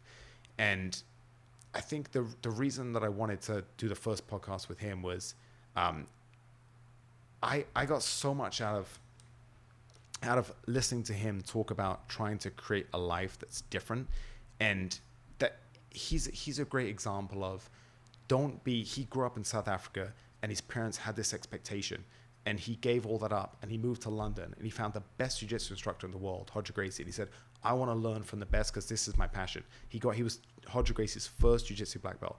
Then he went on, now he's gone on to more like business mentorship and coaching. He lives in LA now. And so I look at people like him, and it's like, yes, sometimes he might look at me and say, I wish I had a bit more, he's never really focused on money. He's always focused on quality of life. But he might look at me and say, I wish I had a bit more smarter with money, and I'd been focusing on money when I was younger because it would have paid dividends today. But I look at him, and I keep telling him, like, the experiences you've had, no one can ever take that away from you. So I always think that thing, Victor, if you live your life backwards. So if you look at yourself on your deathbed and you say, do I want to be a multimillionaire on my deathbed that didn't have good relationships, never did anything fun, didn't really spend good time with family? Reverse engineer. Yes, exactly. And so I always think that was always that's when you talk about motivation. One of my motivations was I didn't want to be an 80-year-old guy with grandkids around and money. But in my heart, no, I should have taken opportunities to do things that when I was young that were outside the box. So one of them was I always dreamed about fighting because I thought it was so difficult. I thought I'm not, there's two types of fighters. There's ones that either they're fighting in the cage, or if they weren't fighting in the cage, they'd be going out and some drunk guy would be starting a fight and they'd be kicking their ass. You know, like I was not that kind of guy. I was the person that loved the challenge because it was so difficult, because I was so intimidated by looking at a guy who's jacked and scary looking. I'm like, shit, I got to get in a cage and fight that guy. So really? Yeah. So I remember I had that, I remember one fight. I remember exactly. I ended up, it was a good win. The guy wasn't that great at grappling and I submitted him pretty quickly. But I remember looking at him. It's so funny that the thoughts you have just before you fight. I'm on the ground floor. The guy's putting Vaseline on me, and I was the second one in the cage. So he's in the cage walking around looking fierce. And I remember I looked up at him and I remember thinking, I don't even know who this guy is. I've got no desire to fight the guy. But when you're like, say you're driving and some guy cuts you off and you have road rage, and some guy cuts you off and gives you the finger and you're like, you have that feeling. I was like, why can't I have that feeling? But every time I'm going to fight, I'm always like, I don't know this guy. I don't have any problem with this guy. I don't want to fight this guy. Why am I going to fight this guy? You know, so it's always, I was not that kind of guy, but I love the challenge of it. And I think that's the thing is that those 5 years I spent fighting, I basically gave away my trading company to one of my employees. I could have been so much more. I should have kept my financial interest in that. I should have been way smarter with my finances than I was. But I'll never regret those 5 years, because I have a lifetime to make money, but I had a very small window before I was too old to do something physical. And I think that's the key to whenever you're making whenever you're faced with a decision in life, ask yourself, would your future self 20 years down the road, what decision would he want you to make? And that's normally going to tell you your answer, because that guy is not going to care about you sacrificing time with your family to get a promotion to make a bit more money. He won't care about that, but he'll care about you nurturing your relationship so you still have a good relationship with your son, or something like that. So that reverse engineering, I think you can apply the same to goals, because the things that are important to you, do the things today that over time are going to get you the success and things that are going to matter to you when you're older, as opposed to doing something. I feel like that's the intrinsic versus extrinsic thing you touched on. Is the intrinsic motivation is the things that your 80-year-old self will be proud of, whereas the extrinsic one is going to be like, yeah, it's cool if you're a single guy and you can brag about these things to pick up chicks. In the big scheme of things, that's not really going to matter down the road. Yeah 100%. I feel like you could have been, because the bedrock of your success as a broker, you say, stems from your ability to cultivate relationships for the long term. That applies, like you said, to life, but you could have landed in any industry. You could have been in hospitality. You could have continued. Well, I guess fighting has a limited window, but like you could have done anything. Well, that's very sweet of you to say. Thank you, brother. But I think. Or is there one aspect of real estate that really like makes it unique, aside from the ability to cultivate relationships? Honestly, Victor, I don't. I think that I really hate the phrase. I use the phrase that my wife is my soulmate, because I do think it's from the beginning, it's just been so easy. We see so many things in life the same way. I feel like we have such a good connection, and I really, sometimes when my single friends complain, I feel a bit guilty, because I think we were so lucky to meet. But at the same time, I don't believe that there weren't other on a numbers perspective, it just doesn't make sense with 7-8 billion people that there's one soulmate out there. I think there's many soulmates, and I think it's the same for, otherwise you'd never meet anyone. And I think it's the same for careers. I think I would have been happy doing many different things, but I think the one thing that is important to me, and I think it's the same with you share this, is I'll work harder for less money as long as I'm my own boss and I have freedom. And I think I have that personality where I can roll up my sleeves. I remember this. I had a property manager who I had this one building, and the tenant called me and said that they didn't do the snow. So a few years ago, my property manager, for whatever reason, didn't do the snow. And I remember thinking, it was 8:00 at night on a Thursday. I'm like, I'll go to Home Depot. I'll do it myself. It has to get done. Also, I just remember and then suddenly they called, sorry, they showed up late. They did it. And I remember when that happened, being so happy, because I was like, man, I didn't think, oh God, I can't do this. But I was like, if I have to, whatever it is, there's nothing beneath me. I'll roll up my sleeves and I'll get dirty. And I still have that. And I will always have that. And I think too many people, as long as you have that mentality that if whatever has to get done will get done, I think I could have done a lot of things. I think you're the same. I think most people are the same. And I think if you're doing something that you're not happy with, there's other things. Just because you don't know today what they are, through a bit of soul searching, through a bit of research, through a bit of thinking, through listening to podcasts are great. Podcasts that open up so many doors. Like, do you have any thoughts on ayahuasca? Open-minded to it. Oh, okay. I've never had an experience. Do you know I'm still waiting for my first LSD trip. I'm just trying to find a day.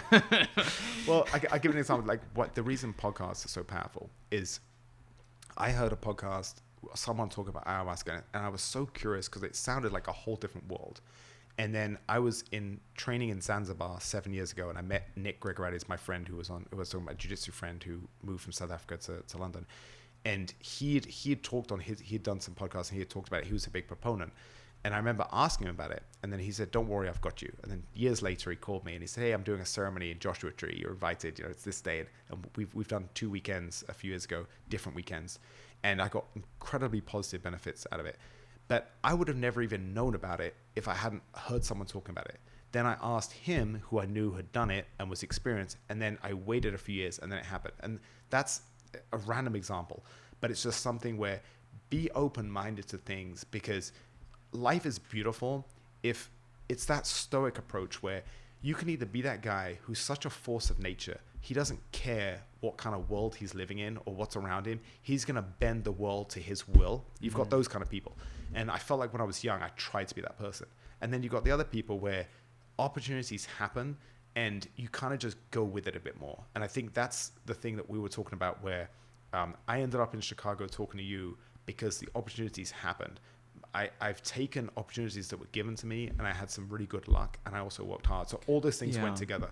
Yeah, but and both of us, were prepared for that serendipity to occur, right? Yes. So like at that point, I was prepared to lead my own EMT program and branch off from University of Illinois to do the own thing, right? And if I wasn't ready, that wouldn't have ever happened. Right? 100%. So, how many doors have opened and you had to unfortunately say no because you weren't ready for whatever reason. I think that's what do they say? Success is when luck meets opportunity. Preparation or something like that, yeah. So we can't control luck, but we can control the preparation. And I think that's, I always go back to, it's tough, right? Because preparation is, when you break down words, I was talking to, listening to Lex Friedman earlier today, and it's just like, especially when you have a curious 2-year-old or a child, and they start asking, what is this? Why is that? And it's just like, when you start trying to explain things to a 2-year-old, you realize you don't know the definitions to a lot of words. 100%. Well, Victor, I'm really excited. I feel like when he grows up, I'm going to live life again because I'm going to have to relearn everything to explain. And I'm kind of excited for that, honestly. Like I really am. Because even just things like, the order of the planets, I've kind of got it, but I probably would get a few of them wrong. Just like all these little things I'm going to relearn. He's going to go through the dinosaur phase, and I'm going to talk about dinosaurs. Yeah. And I'm so excited for that because I'm curious. But you're 100% right, yeah. There's so many things that why is the sky blue? Well, I think it's black, isn't it? But the blue light is reflected back to us or something, or something like that. See, it's just but it's like all these things that I kind of know, but I kind of right. there's a lot more to know. But that's the mass majority of adults. Yes. Assumptions. We just spout words and just rat like. Well, that expression "fake it till you make it" is so true, because I remember when I first started boxing, I remember reading all these books on confidence and mental strength, and what it came down to is, where do you get a winner's mentality before you're a winner? Do you see what I'm saying? Like, it's very difficult, and it comes down to, you have to kind of break it down. So before I had one amateur boxing fight, I had to at least be winning in the gym, beating some people. Then I was beating better people that actually had competed before. And then I can be like, okay, and then I have an amateur boxing fight and I win. Okay, now I can win. Then I lose. Oh, okay, that's not good. Then I win a few more. Okay, well, I've got a winning record now. And so it's like anything with that imposter syndrome. I know we kind of touched on it, but I think it's so important to remind people, because almost everyone that I look up to has some form of imposter syndrome. And I never thought I had it until I started analyzing it, and I have it in almost anything I do. We all do. So and like you said, we're all kind of going through life doing the best we can, but it's so easy to put people on pedestals and think that they don't have the same anxiety and things that we do. And I think Tim Ferriss is a good example because, I remember reading his book, The 4-Hour Work Week, before he was so famous. He's so famous now, but I think he's very passionate about, pretty passionate about psychedelics and plant medicine for depression. Mm-hmm. He's been pretty open because he put in his own money. Yes, and didn't he? I think he was close to suicide or something. And He he shared, that was a personal story he shared as well. And so I think it's so easy. People will look to someone like him as this super successful guy, and he's struggling with a lot of like depression and doubts and all these things too. And I'm sure he has some anxiety because he's got a lot of wealth now, but he's trying to figure out life, and he talks about family. So it doesn't matter who the person is; they're all struggling with something. And I think that's such a good reminder because it's too easy as humans. We evolved to be in these tribes, and we evolved to look up to certain leaders. So our brain naturally is always looking to leadership. And when you look to people that are in positions that, places that you want to be, or they're just natural leaders that you're looking to for advice or guidance, it's just such a good, and you're not going to feel good if you've got all these questions and you're confused and you see someone that you put on a pedestal that you think's figuring it out. So I know we've said it before, but I'd like to remind people, anyone that's listening, is anyone that you think is a finished package is not. We're all working on it. And I think it's beautiful. It's frustrating, but it's also beautiful too, because if you and I had figured out life, it wouldn't be that exciting, right? I think one of the things that I really want to teach my son is that I'm figuring it out too. It's okay, because I know that it's so interesting how the brain works. And I don't know if you've had this, Victor, but I've had it where I'll have something happen and it will trigger a memory from 20 years ago. And I think, wow, if that hadn't happened, I'd have gone to my deathbed and I would never have remembered this memory. Sure. But something will happen. And so now as a parent, I'm getting a lot of flashbacks to when I was a kid. I was talking to my dad. And I remember being at Heathrow Airport when I was about 7 years old. And, when you're at an airport, you're kind of following the signs. You're getting to your gate in the plane. And I remember it just seemed so confusing to my little brain. I remember saying, Dad, how do you know where to go? You always seem to know where to go. And I remember he said to me, he's like, oh, I don't know. I figured it out. So look, I'm following this sign. I'm going to go here and I'm going to look where the gate is. And he explained to me, and I remember my little brain, I remember thinking, oh, that's really nice to know that my dad, even though it seemed like he'd figured everything out, he's learning as well. And I think that's so I can't wait to, these are all the things that I think about, the fun it's going to be to explain all these concepts to him. With your son, Victor, and your students in jiu-jitsu, how do you cultivate their perspective of giving their best effort versus winning? That's a great question. Yeah, with the well, he's a bit young for competing, but I think one of my favorite things was there was Rickson Gracie, one of the famous jiu-jitsu champions from the Gracie family. He had a great biography recently he released, and he talked about when he was young, he was from this lineage, this famous family, and he had this target on his back from his last name. And his dad he wanted him to compete without the pressure. So he said, listen, if you compete and you win, I'll buy you an ice cream. But if you compete and you lose, I'll buy you 2 ice creams. So he just completely took the pressure off. And I remember when I was, I think I was 15 years old, I had my first, I think it was an amateur kickboxing tournament I did. And I remember my dad had to go to work. He was a pilot, but I woke up, he had left early. He'd left me a note on my desk in my bedroom. And he said, good luck today, but most importantly, have fun. And I remember reading that and I was like, wow. He didn't say, go get him, you got to win. It was just good luck and have fun. There was nothing he said about results. And I remember thinking at the time, wow, he's just taking pressure off me. He cared enough to leave a note, though. Yes, but I thought it was beautiful because he wasn't putting pressure on me to win. No, he was saying enjoy the process. And I think with my students, one of my students, shout out to Juan, he did a tournament, charity tournament this weekend, and he lost. I think he lost the decision, but in the match, he had a beautiful move where he did this beautiful double leg takedown. And I know he's been working on wrestling with me, and he's really tough. And I remember saying, like, forget about the result. Within the result, you have a really positive thing, this beautiful takedown that you got that you're working on. And I think the key with competing is telling people, number one, I'm really proud of you for getting out there, because a lot of people never will step into a jiu-jitsu gym, and a lot of people that will train will never compete. So the fact that you're even out there, I give you a lot of credit, because you're facing your fears and you're putting yourself out there. But the other thing is, there's a beautiful saying in jiu-jitsu: you either win or you learn, and that's having a growth mindset. Because if you win, it's saying that the training you're doing, it's kind of giving you a positive feedback loop. You're doing the right training. Mm-hmm. But if you lose, it's saying, okay, now you're getting a lesson in what you have to work on. So in jiu-jitsu, as an example, if the guy gets a really good takedown and then just stalls on top, okay, I've got to work my stand-up. And so every competition that you do, you can take something positive from it. Because either one, you do well, you're getting positive feedback, or two, you lose, and you can take that as feedback of things you have to work on. Yeah, it's kind of like taking a test. It's a test. Yes, exactly. Yeah. So I think and you can apply that approach to anything. But I think if you look at most champions in sports, most of them have just had more experience. So Tiger Woods, as an example, he was hitting the golf ball when he was 4 years old with his dad or something. So most people probably would get into golf later than that. I don't know what age Michael Jordan started, but he was notorious for training harder than anyone. So he was putting in more reps and more time.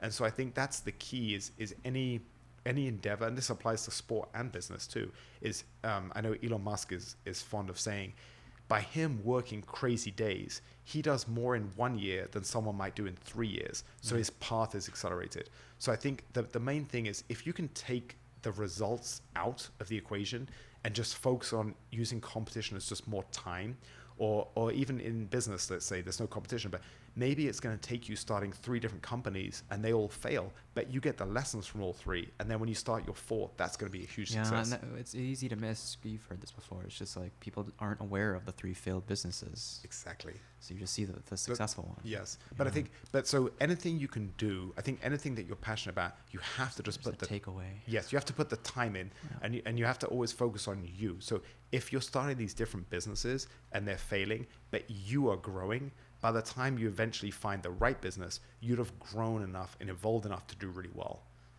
Yeah, agreed.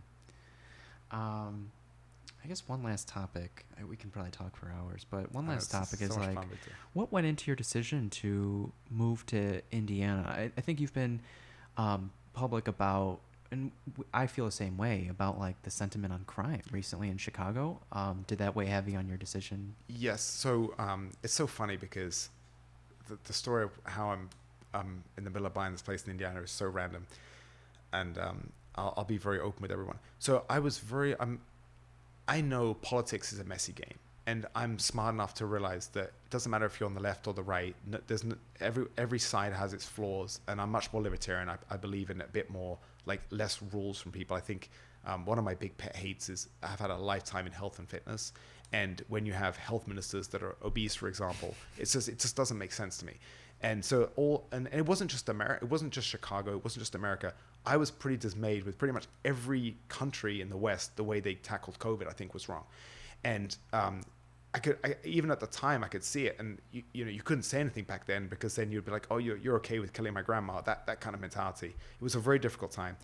But what really frustrates me is, if you look at Maslow's hierarchy of needs, at the bottom is safety. So we live in a weird time. I think Thomas Sowell said it, where it's almost like the rights of the criminals is over the rights of the victims now. It's a very funny time. And listen, I'm smart enough to know that I grew up with a loving family. I had 2 parents that loved me. I know a lot of people that end up in jail. They didn't have the opportunities I get. But it just doesn't work for society if you try to say that they didn't have the advantage that I have, so we're going to put their rights above the tax-paying citizens. It just doesn't work. So I'll give you an example of the Ken Griffin, the Citadel CEO. I think either he's leaving or he's already left Chicago. So Citadel was a Chicago company. He was held up at gunpoint, I think, outside his place or something. So he said, "That's it, I'm done." And our wonderful Mayor Lightfoot said, "Good riddance, I don't need him, screw him." But the thing is, he took over 100 of his employees that make over $1 million a year. How much revenue does that give to the city in terms of taxes, in terms of money they spend at restaurants, and all the income and the jobs and everything? So he took all of that. I'm pretty sure, I could be wrong, but I'm pretty sure he's either leaving or he's left to Florida.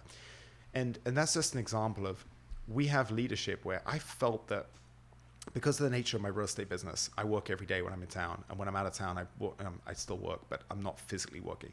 So I'm tied to Chicago. So I would have some kind of sadness at people that are location independent. And they're like, "Hey, I'm out of here, I'm moving to Arizona." Or, "Hey, I'm out of here, I'm moving to Florida." I would always have some sadness that the way my life has panned out, I'm stuck to a location of a city that for 18 years I've absolutely loved. I love Chicago. I love the people. You're a good example. The people here, I put them above almost any other people in the world. I think Midwestern people are so wonderful. And there's so many other things I love about Chicago. But the crime it bothered me so much. And it was one of those things where I think about me. I'm 43 years old. I'm a former professional fighter. I have 3 guns. I've taken about 10 tactical shooting courses. I can handle myself. I'm not me I'm worried about. Imagine you're a 75-year-old widow and you've lost your husband and you live in the city. Like, those people, I just feel so sorry. The systems let them down. You know, like, I've got friends that are cops that I do jiu-jitsu with, and they tell me the impossible situation. And listen, this isn't to discount. You know, there's a great movie with Al Pacino, that Serpico, you know, about all the corruption. It was the corruption in the New York police force in the 70s, I think it was. The police force has a long history. There's been a lot of corruption and things like that. I'm not discounting that. But one thing that I can't stand is people like Justin Trudeau that have an armed security detail that says it's illegal for citizens to own guns while they walk around with armed security. It's this diversion of there's no skin in the game for these politicians. Or kind of like Lightfoot, where she said, oh, it's okay, we'll have, you know, you can riot and burn down the city after the George Floyd incident, but there's no rioting on my block, and I'm gonna have 20 cops around my street. So it's this the division between the politicians, the way they live their lives, or when we had all the shutdowns and no one could leave the house, but my family's going to fly to Florida. You know, there was every politician was doing that. It was just, it's so disheartening. So I think the crime, it really bothers me. And 4 people were shot in broad daylight with they don't know who, they're not even looking for the victims. 2 blocks from one of my job sites. I work a lot in Bronzeville and Woodlawn and areas the south side where the crime is pretty bad. And what's so heartbreaking is there's not much media attention for the crime if it's black on black shootings. And it infuriates me, because I've helped clients in those areas who have told me that they've vented to me how frustrated they are, that it's only, you know, if it's the wrong nationalities killing each other, that makes headlines, but no one talks about. I think even last weekend there was something like 50 people shot in Chicago, and I think every day there's at least 5. Right, yeah. Exactly. And I think a lot of them I think there was 15 last weekend. It's usually black on black. Right, but they were young. They were like they were teens, like caught in the crossfire or something. Yeah. And so it infuriates me. I'm not too worried about myself. It infuriates me that I'm paying and supporting a system that I just vehemently disagree with the way they handle crime, because I just think on a visceral level, I just feel so bad for the people that I think I'm going to be okay, but I feel so bad for the people that aren't. And then of course with the son, I worry about him. I still think it's so low, the probability. But I was driving home the other day, and I went through an intersection. Some guy blew a red light, and I flashed him, and he pulled up beside me in the car, and 2 guys stuck their fingers out the window, like making a shape for a gun. And it happened very quickly. They were almost just threatening me. And I remember when it happened, I don't care. I have the concealed carry. I don't carry guns. I just don't want to live like that. And I remember thinking, is that what I have to do now? Like, I have to be prepared for people to pull guns on me, and I've got to get in firefights now, and I've got to think about my family. And it's something I just don't want to live like that. So it was late at night. My wife's asleep. A good friend of mine texted me, and he said, Lawrence, he lives in Indiana. He's a doctor. He always lived in the city. He loved it. You know, I had a boat on Lake Michigan. He was a partier, great guy. And then as he got older, he just got I want to get out of the city and get some land. He's a bit older than me.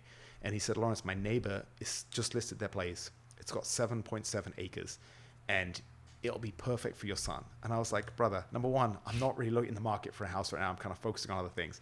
Number 2, I wasn't even thinking about Indiana. Don't even have my Indiana license, so I wasn't even thinking about that. And number 3, I don't know if I'm quite ready to leave the city.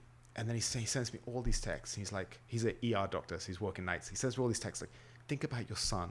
Think about, like, there's no crime. And he's basically listing all these different things. He's like, across the street, there's a jiu-jitsu instructor whose son's like a jiu-jitsu champion. He'll be a great mentor for your son. He's like, he's listing all these things. He's got it all planned out, huh? Oh my God, Victor, he sold me. By the end of his text, it's so funny. My wife's asleep. I'm shaking her awake. I'm like, baby, like, we got to move to Indiana. She's like, what? She's like, we'll talk tomorrow, you know? So then, I send her all these texts. She wakes up to all these messages. She's like, she comes to me the next day and she said, Lawrence, I couldn't believe, like, she's like, I read through everything twice. She's like, 100%. This is, again, me saying how much I consider her my soulmate. She's like, everything he said is true. Like, I really think it's the place for us. And I know we haven't even thought about India, but we've both been, we'd look at houses the last few years, and we'd look at things online together. We'd look at how crazy the suburbs in Chicago are, how crazy the taxes are. And nothing felt right. I couldn't really make up my mind. And I was getting so frustrated because I couldn't figure out the next step where we're going to go, because we're kind of outgrown our condo now, and I don't want to be in a condo. I want some bit of space, you know? And so it was just the perfect scenario. And the one thing, just to say, there's so many things. I'm an hour south. It's Cedar Lake, Indiana. So with no traffic, it's just under an hour. Most days it'll probably be a little over an hour to get to the city. That's not bad. It's not too bad. The thing is, I know I'm not naive enough. Like, one thing that I hate about people, that the binary thinking that we talked about, is they're like, oh, screw Chicago, all this crime, screw the leadership, screw Lightfoot, I'm going to leave, and life's going to be so much better elsewhere. Listen, I know that there's days that I'm not going to like that commute. I know that there's a lot of things I'm going to miss about the people that are close to me, the ease of getting to places, the great restaurants on my doorstep. I know there's going to be a lot about Chicago that I'm going to miss. I also know that I'm 43 years old and I've spent 25 years living in high rises, and I don't know the first thing about looking after a house and chainsaws and all this backyard, all this stuff.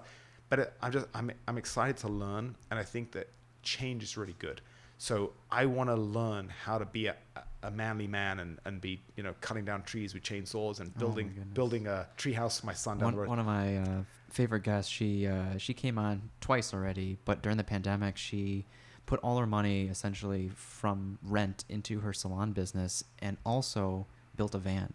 So she's living the van life. That's now. incredible. But I think those kind of stories I think are so cool with it, because I think life is about growth and about experiences. Yeah. And so I'm so excited, because I'm not going to lie, I'm terrified of the idea of, like, I don't know the first thing about looking after this huge house where, you got to make sure there's certain things I have to drain for the winter so things don't freeze, because it's weird outside stuff, and all these things, like a septic tank. I don't know the first thing about a septic tank.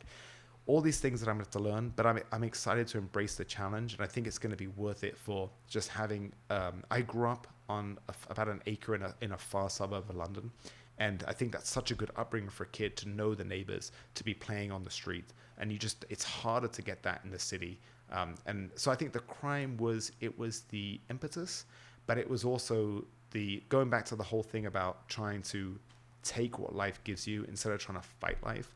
I literally had a friend he's a dear friend of mine. I don't see him very much because we live so far apart, but a neighbor who spent the time to really not only send me a place across the street from me, but actually sell it to me. Like, he's not getting anything out of it. He's such a great guy. And shout out to my friend Eric. He's such a great guy. Not only is he lending me some money for the down payment, because I wasn't financially set to buy a place. He just wants to live next to cool people. He's such a great guy. Yeah.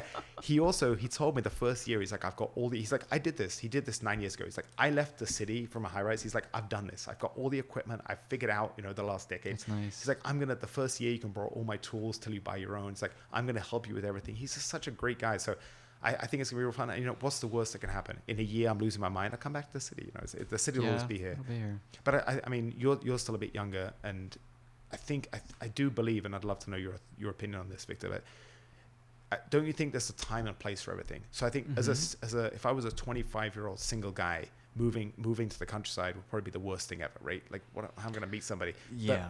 But as you get older, your priorities change. So I think it's just the idea of having I've always dreamed about having a big parcel of land, and just the idea of of the peace and the serenity. And I've got huge goals. I want to have like a cold plunge. I want to have a sauna. I want to have a basement gym. I've got all these big goals and things that I can do. You can't do that in a condo. Exactly. So I'm just really excited for that next step. But I'm not going to lie. I'm going to miss the city a lot, and it's going to be harder to see people. It's going to be harder. I'm going to be getting an Indiana license, and I'm going to be trying to work in 2 different markets. It's going to be really tough juggling those 2. So it's going to have a whole bunch of challenges and stress, but I think it's good stress. I think trying to, if my business, if anyone's business, yours, mine, anyone listening, if you have something that's just making money, it's very easy, there's no stress, I think after a while, it's just, you want something to force you to grow. And I think that's the secret to life is stress is not bad. And there's something called there was a doctor in the 70s, I think it was, and it's called the U curve of stress. So it's like up to a certain level, stress is good. And then it kind of gets to the top, and then it kind of falls. It's called the inverted U. So it's an upside down U. And then it kind of falls to the other side. And that's when you get too much anxiety. It's bad for your health, all that stuff. But so many things that I think you and I would be proud of that we've done would be, if we look back, it was stressful, but it was good stress or controlled stress. Don't you think? Yeah, absolutely. I think embracing the struggle, and from an early age, you said you learned, to appreciate delayed gratification. We are in an age where instant gratification, where you can just get minor dopamine hits throughout the day, whether that's like scrolling Instagram or whatever it is, like you forget that I think true fulfillment comes from something difficult. Yes, exactly. And I think that's why I was so proud of making the top 4 in this tournament. Is I've won some tournaments at black belt, but they've all been regional tournaments, and I've never made the final 4 at one of these big national tournaments. And it's my 6th year of competing at black belt, and it's the first time I've done it, and that's why it felt so good. If I had rolled out of bed and won the first one, it wouldn't have meant that much, you know. Yeah. So I think that it's kind of it's like that juxtaposition between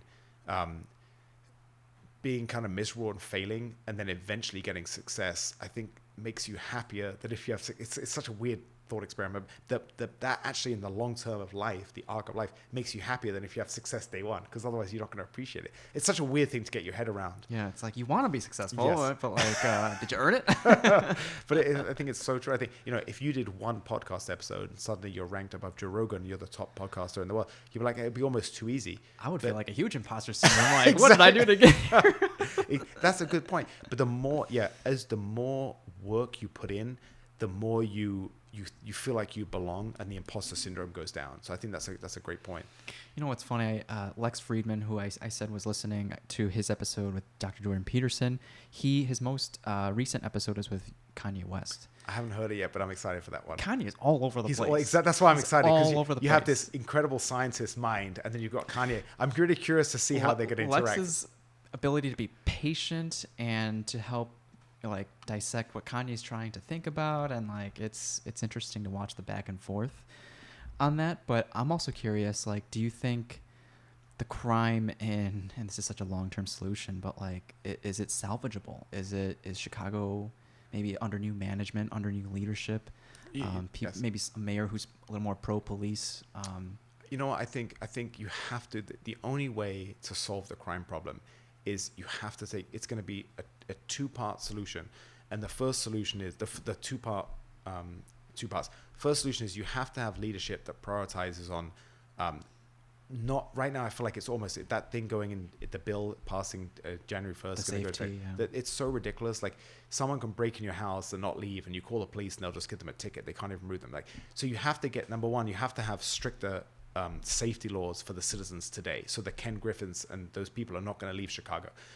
At the same time, you have to have a decade-long approach where you have to reinvest in these communities, because when they put that Whole Foods in the South Side, Inglewood used to have the worst crime. Now it's switched to East Garfield Park. I think now has the most shootings. That really helped Inglewood by putting that in there. And I love running. And they're gone now. What's that? Whole Foods, like, they left. I think they did? During the pandemic. I think they closed down. Oh no, I didn't know. Okay, so that's terrible.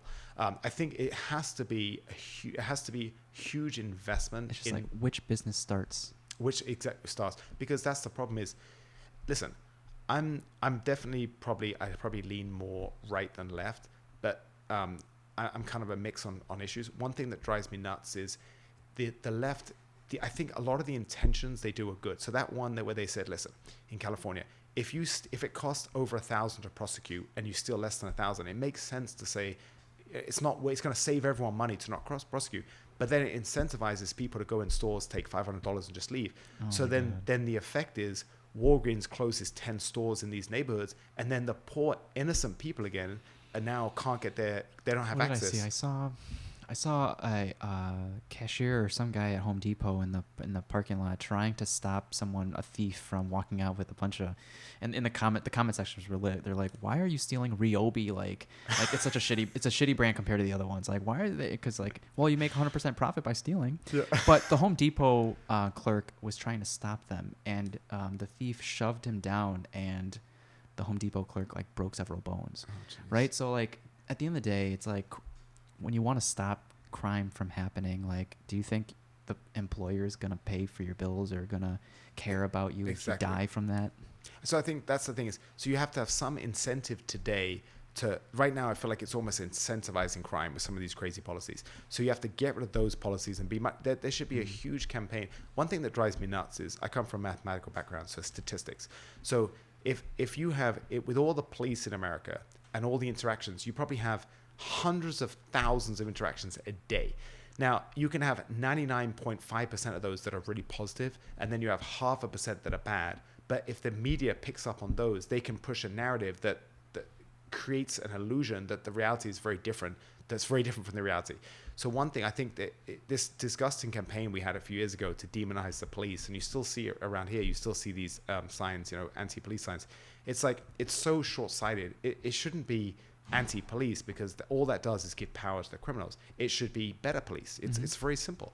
So there needs to be a massive campaign. There needs to be a few things happen. Right now, we need a massive pro police and law and order campaign alongside with less incentive for criminals. But then I think the long-term solution, it's decades long. It's, if you're a kid growing up in a bad area and you don't have a father figure, a parent, and naturally you're gonna have peer attachments as opposed to parental attachments, because your mom might be working or she's tied up with other things. You don't have a dad around, so you're always gonna have the peer attachments, and those peers are gonna push you towards, especially if they're in crime, they're gonna push you towards a life of crime.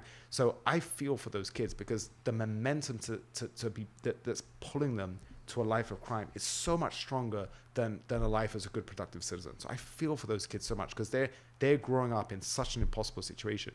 So how do you fix that? Well, first thing is, you shouldn't be locking up people for things like, now marijuana's legal. There's all these people in jail for marijuana, so it should just be violent criminals that are locked up, not there should be better, the justice system needs to be reformed, but there's got to be more investment. So if you grew up with no dad and your mom's not around, who can you turn to? Well, look at Leon Edwards is the British welterweight. He just won the against huge odds. He won the UFC welterweight title.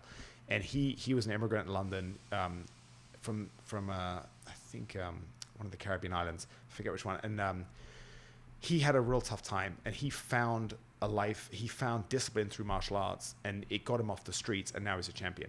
But if you saw his coach in the corner, he was losing up until the 5th round, and he won by knockout. And his coach, there's a beautiful montage to Rocky music, because his nickname's Rocky, Leon Rocky Edwards. There's a beautiful montage of his coach yelling at him in the corner. And he's like, "Come on, son, don't let him bully you, son." And he's he's almost like a very father figure to this fighter. And that was the relationship. I heard him on being interviewed after his coach, and he said, my son was his age when he came to the gym, and they kind of grew up together, and he was always like a son to me. And you can see that relationship. So I think in those areas of Chicago where these kids have to have some kind of structure, and the best thing that I can think about is sports, but it's any kind of after school programs, whether they have engineering mindsets and they can get into these engineering apprenticeships, or there's so many different programs, and sports is just something that I'm familiar with, so of course I'm leaning towards that. But there's so many people that are successful athletes that were completely lost, troubled teenage kids, and now they're really successful, hard tax-paying citizens, productive members of society, whether they're retired fighters or whatever they are. So I think we all have that period where between say 6 and 16 or something, that period of our development where if you're not going to have parents around, and it's too easy for your peer attachments to pull you down down a dark life. So we have to just have this, and this is such a difficult thing. It's such a long-term. And that's the problem with politicians. Generational, yes, politicians think in these 2 or 4 year terms. You got kids raising kids. Yes, what we've got to think.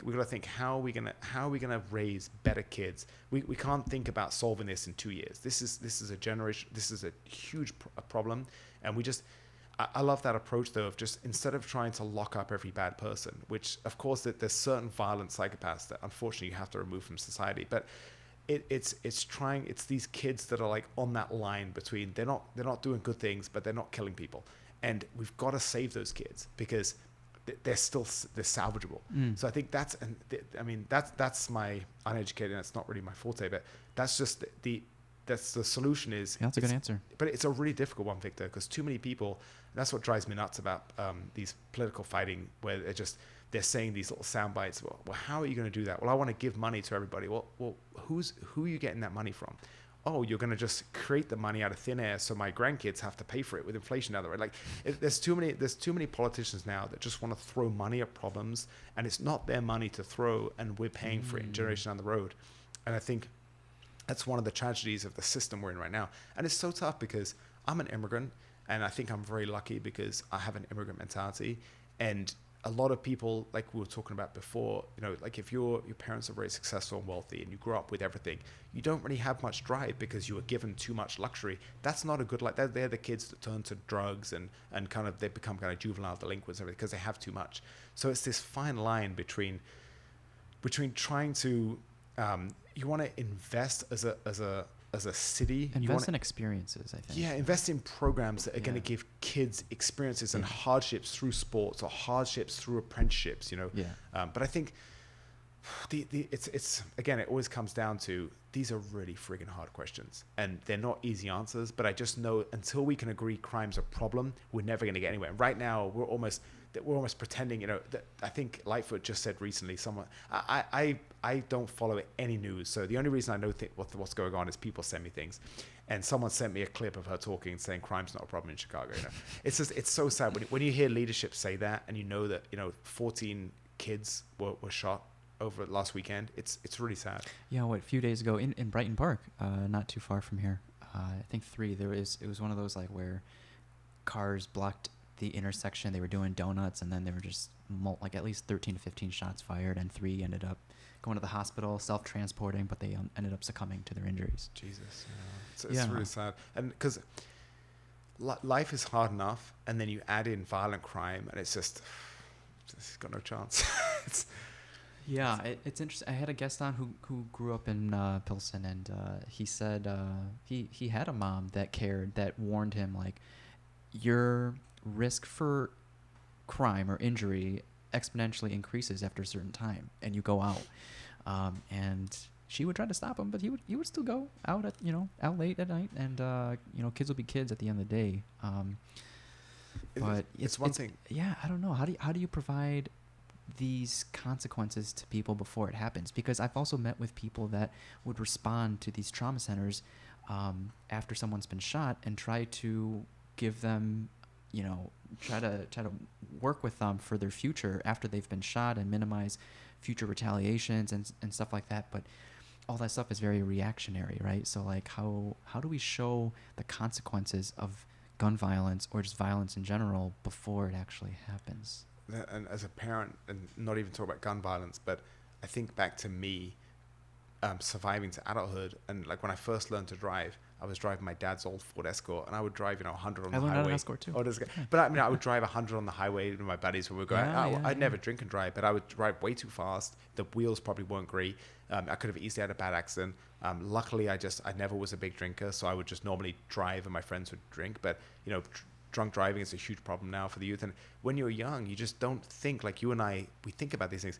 When you're 18, 19, 20, how do I, like, one of my biggest... fragility of life. Yes. I think one of my biggest fears as a parent is when he gets his first set of car keys and he goes out with his friends driving my car. It's terrifying to think. But I think one thing I love about my dad, and we were talking about this a bit, I think, before we started recording, but I love my dad. I love my parents. But my dad is at the stage where he's like, you and your brother have done my job.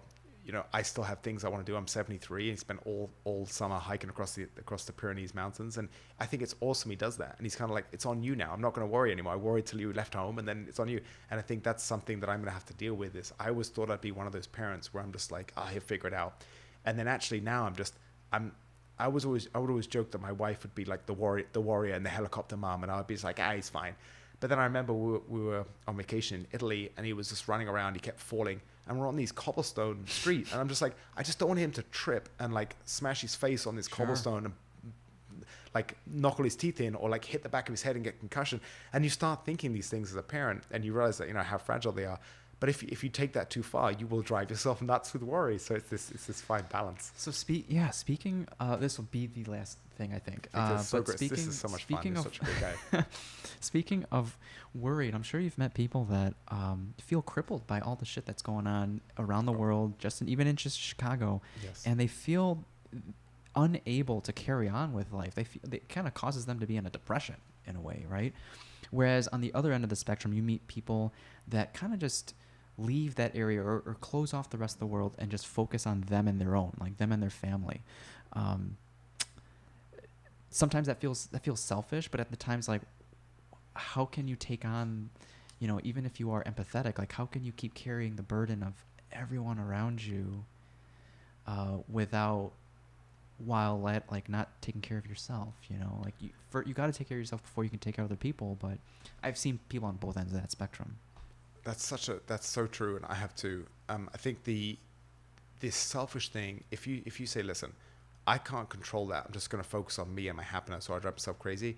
The problem with that is then you get, like, I don't know who this crime bill going to effect in Chicago. I don't know who voted for that. And I know it was kind of in the 2020 hysteria, the anti-police like peak, but it's just it seems so crazy that was voted in. And I don't know who voted for it, but I'd imagine most people that I talk to are so shocked when they find out it's really happening in January. And I think that's the problem with that approach, where you just say, listen, I can't control that. I'm just going to focus on me. Otherwise I'm going to drive myself crazy. So I think you have to kind of you have to have some awareness of what's going on. Otherwise things won't get better. But I just keep coming down to, number one, that phrase they say on the plane, like, put your oxygen mask on before you help somebody else. No one is any good if you're a mess. So you have to put your health, your mental and physical health. And we're in the real pandemic right now is mental health, right? That my wife, as a therapist, she hasn't even graduated. She graduates in a few weeks. She's already got more clients than she can handle. I mean, there's so much demand for therapy because so many people are depressed, and it's really heartbreaking. So the first thing to do is you've got to put your health, and that's physical and mental health. And I think the best thing for mental health is physical. I think too many people, I know myself included, it's very hard to worry too much when I'm physically beat up because I'm so exhausted. And normally it's when you have all this, you haven't done anything for a few days, and you've got, then your mind just goes to dark places. But typically, so the first thing I think is this: podcasts are so great. Put in an inspirational podcast. Even if you're in horrible shape and you can't even do a sit-up, go for a walk. Put in a podcast, and if it's cold in Chicago, put a hat and a jacket on and walk for an hour up and down the lakefront. Like, that alone will do you good. The exercise, you're listening to people talking about things, your mind will go to different places, you're getting the movement, you're getting exercise.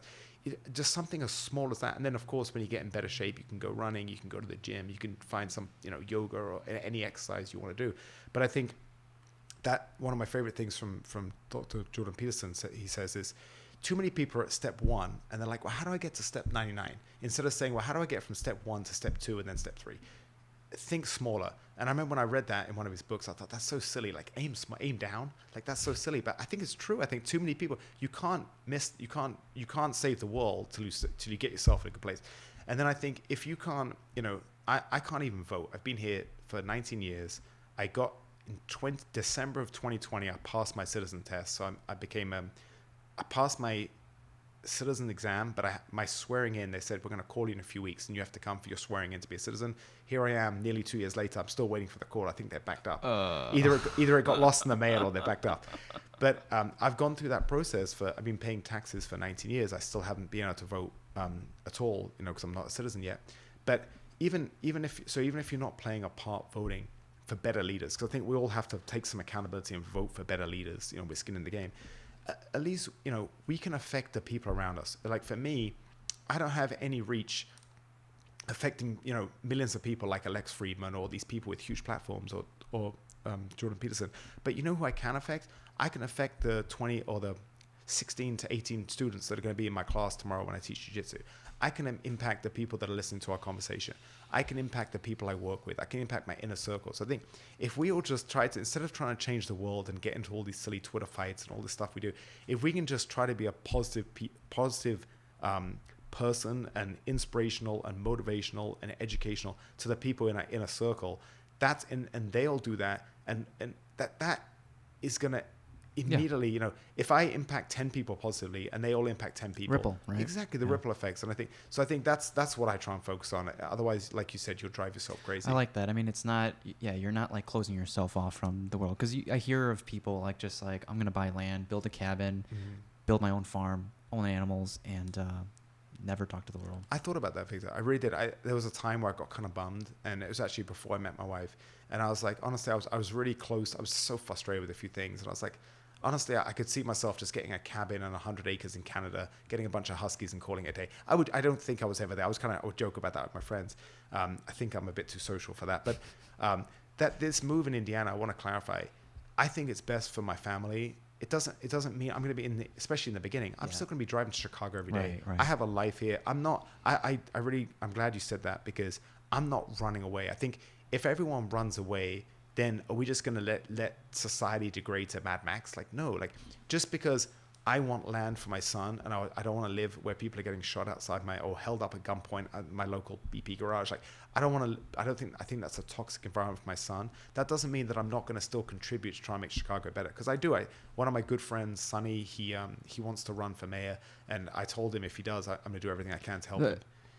He's the trainer? Yes, the trainer. Yes, Sonny. He does so much, great things for the for this next term. I think maybe the following. Okay. But he does so much stuff. Obviously, he's a Nigerian immigrant, so he does a lot of stuff for Nigerian families back home in Nigeria. But he also does a lot of stuff for the south side of the city. And he's one of those people where he's such a motivational person, and he's so positive, and he's just so optimistic, and he's so hardworking. He's up at 4 every day. You know, he's in his late 40s, and he looks like he's 25. I mean, he's just an incredible guy. So people like him, every time I'm around him, I just think I got to do a lot more, because that thing you said, I've got friends too. I got a great guy moved to Vegas. He's like, screw this. I understand why they're moving. I understand, because I have those same frustrations when you see the leadership doing things you think is crazy. But we're still creatures of society.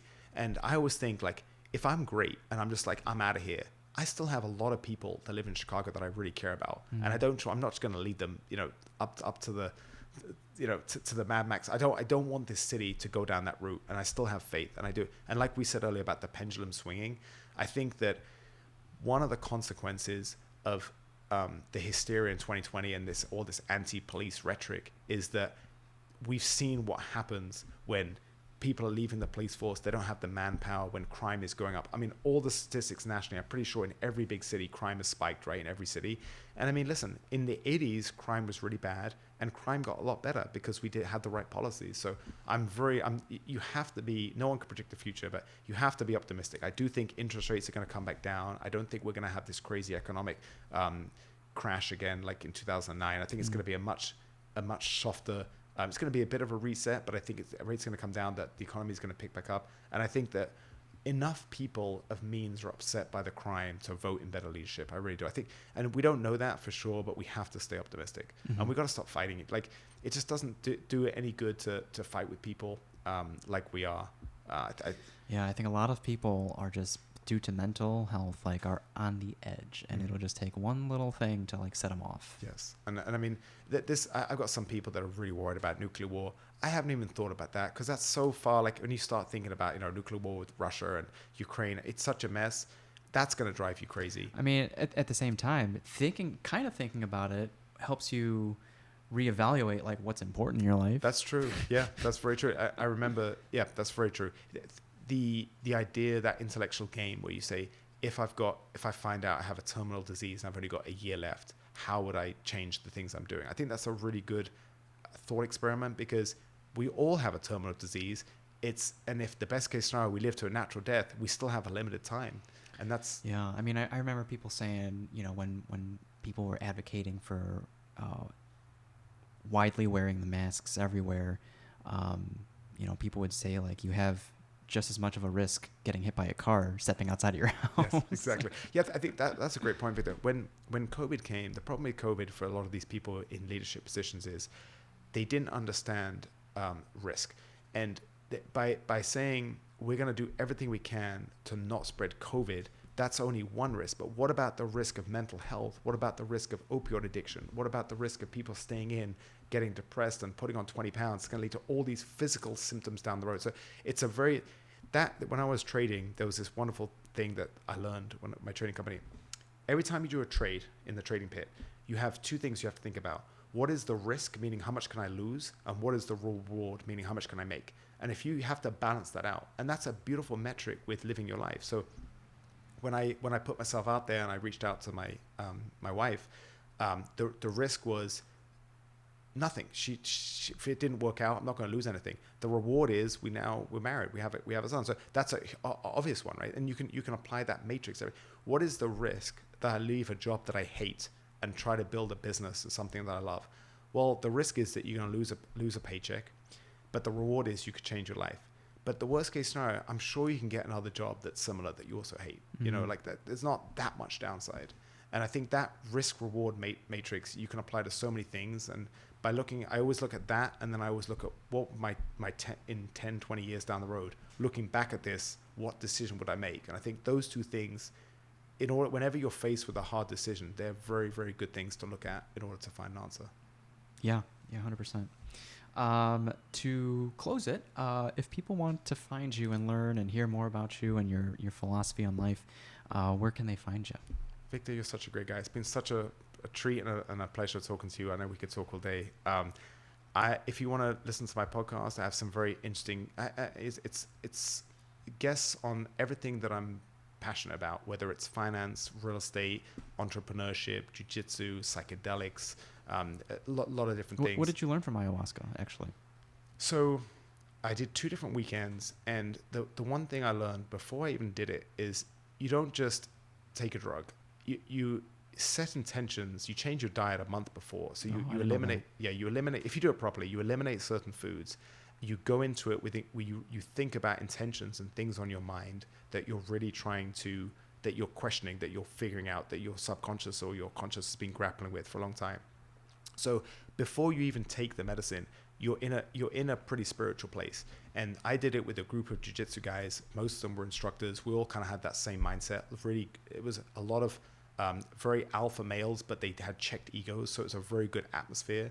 And I did 2 different weekends. And the first one was the big overriding lesson for me was I have to stop trying to do more and be much happier with what I've got. And it was like a big check on my dreams and aspirations. And it's almost like, don't miss what you have in the pursuit of what you want. And so I got a lot better perspective in my life, and it stuck with me for a long time. But it's like everything, over time it does fade. So as the months went by, I definitely found myself forgetting some of those lessons. The reason I wanted to do it the first time was because I heard these people that would say, my life is split up into 2 parts. The first was before I did ayahuasca, and the second is after. It changed the way they look at the world so much that they would see it as a separation of their life. I've always been fascinated by different things. And that's such a high expectation. Yes. So I think I went into it with a really big expectation, and I don't want to say I was disappointed, but I think I went into it the first time I did it. I think I was around 40.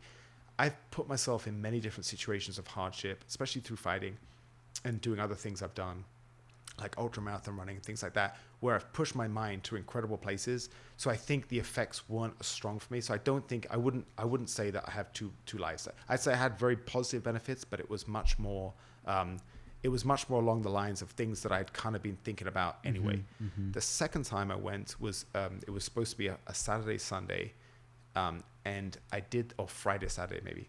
And I did the first day, and I remember I went into the desert by myself. You do it, you're supposed to stay. There was about 8 of us doing it, and there was a few people that were looking after us. And you're supposed to all stay together because we were on Native American reservation in Joshua Tree in the middle of nowhere. And I just needed to be by myself. So I went for a walk as far as I could go, and I sat on a bench. And actually one of the guides came out and he said, "Are you okay?" And I said, "I really just want to be by myself with my thoughts." And we spoke for a bit, and he said, "You're fine." He went off, he left me. And I spent a long time just reflecting on everything. And I'm a little embarrassed to say this, but we have to be honest when we do these things, Victor. I had this feeling that I shouldn't be there. And my wife was pregnant at the time. And I just remember this feeling like you've got to stop trying to see what else is out there. It's because I had this feeling like I'm missing things in life. I hear these stories and I'm missing it. And you've got to stop thinking there's more out there, and you've got to be there for the person that needs you the most. And that's your wife. So the next morning, I felt so bad because I really believe in commitments and I hate backing out of my word. And we were there for a 2-night experience. And so we all had breakfast, and I said to my friend who organized it, I said, "Nick, I'm so sorry.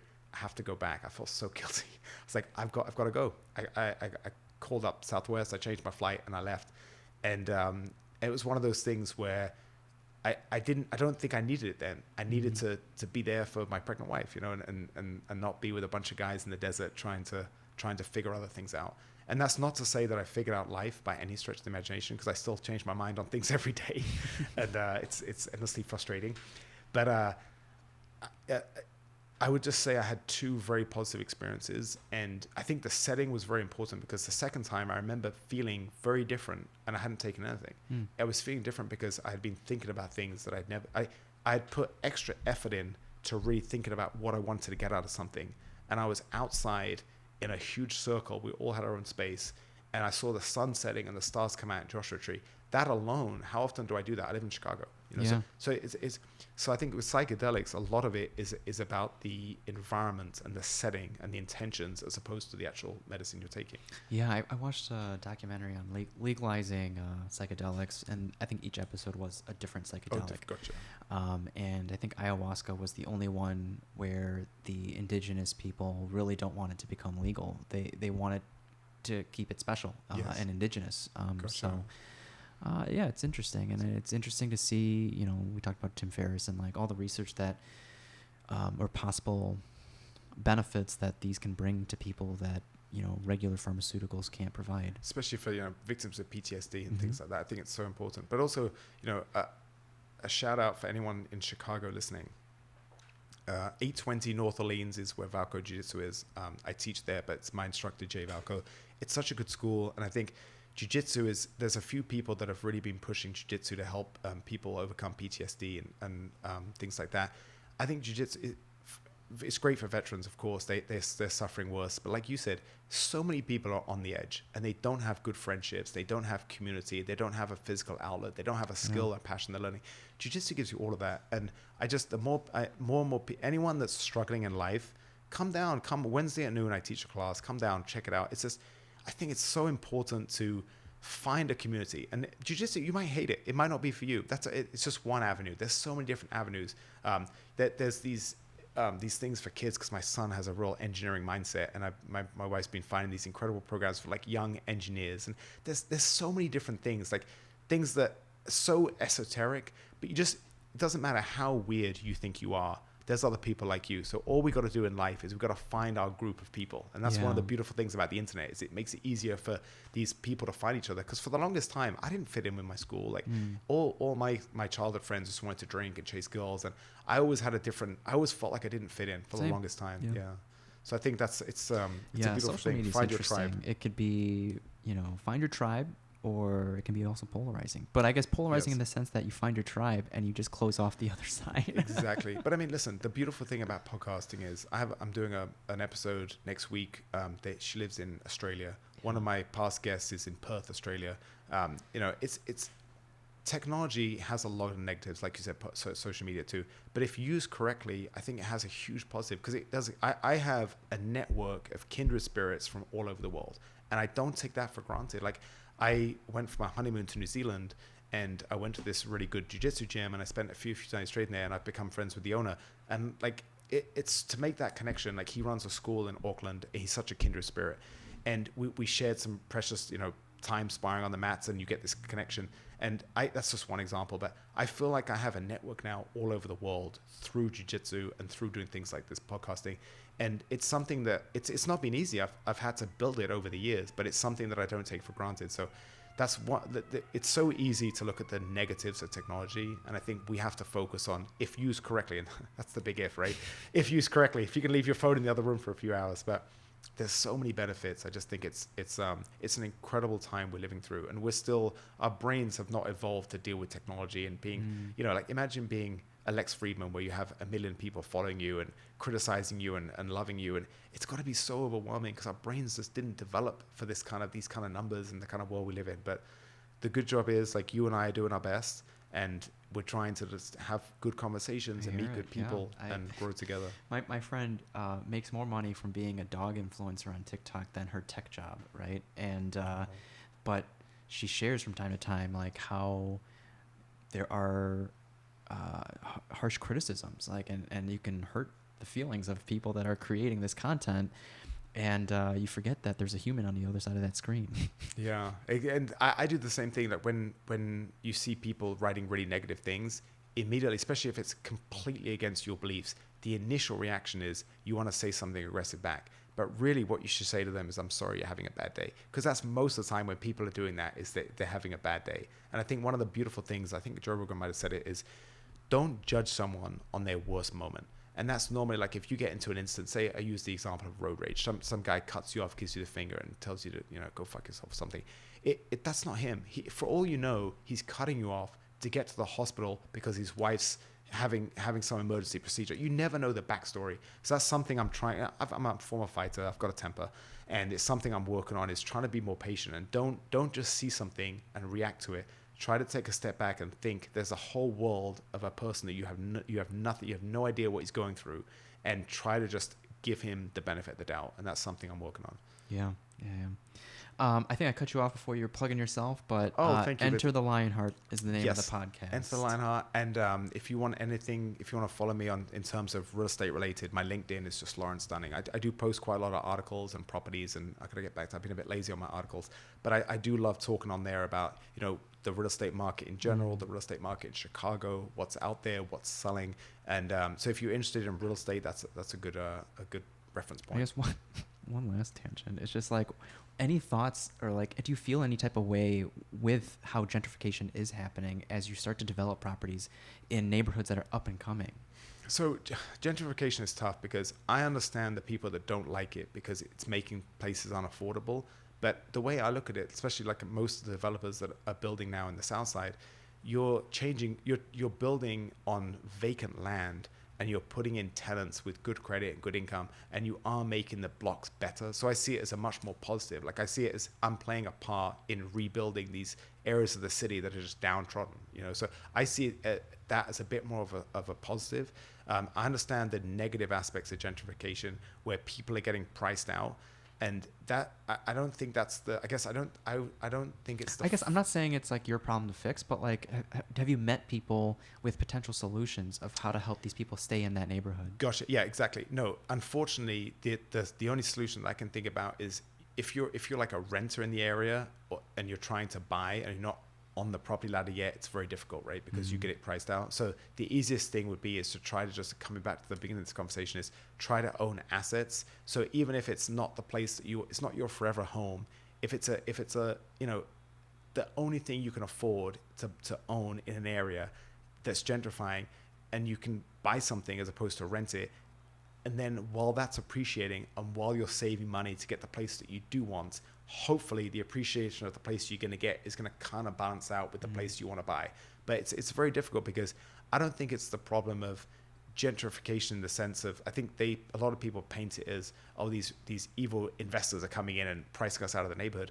I think it's more a case of the financial system is in an inflationary currency that's pricing everyone out, and the developers are only developing where they're going to make opportunities. So I think even if the developers weren't around, it would still be happening. It's just kind of sped up a bit, I guess, by the development. No, there's so many nuances to this. There was a former alderman who is trying to push for public options. So whether you, instead of going to a place to like cashier to get a payday check. Yes.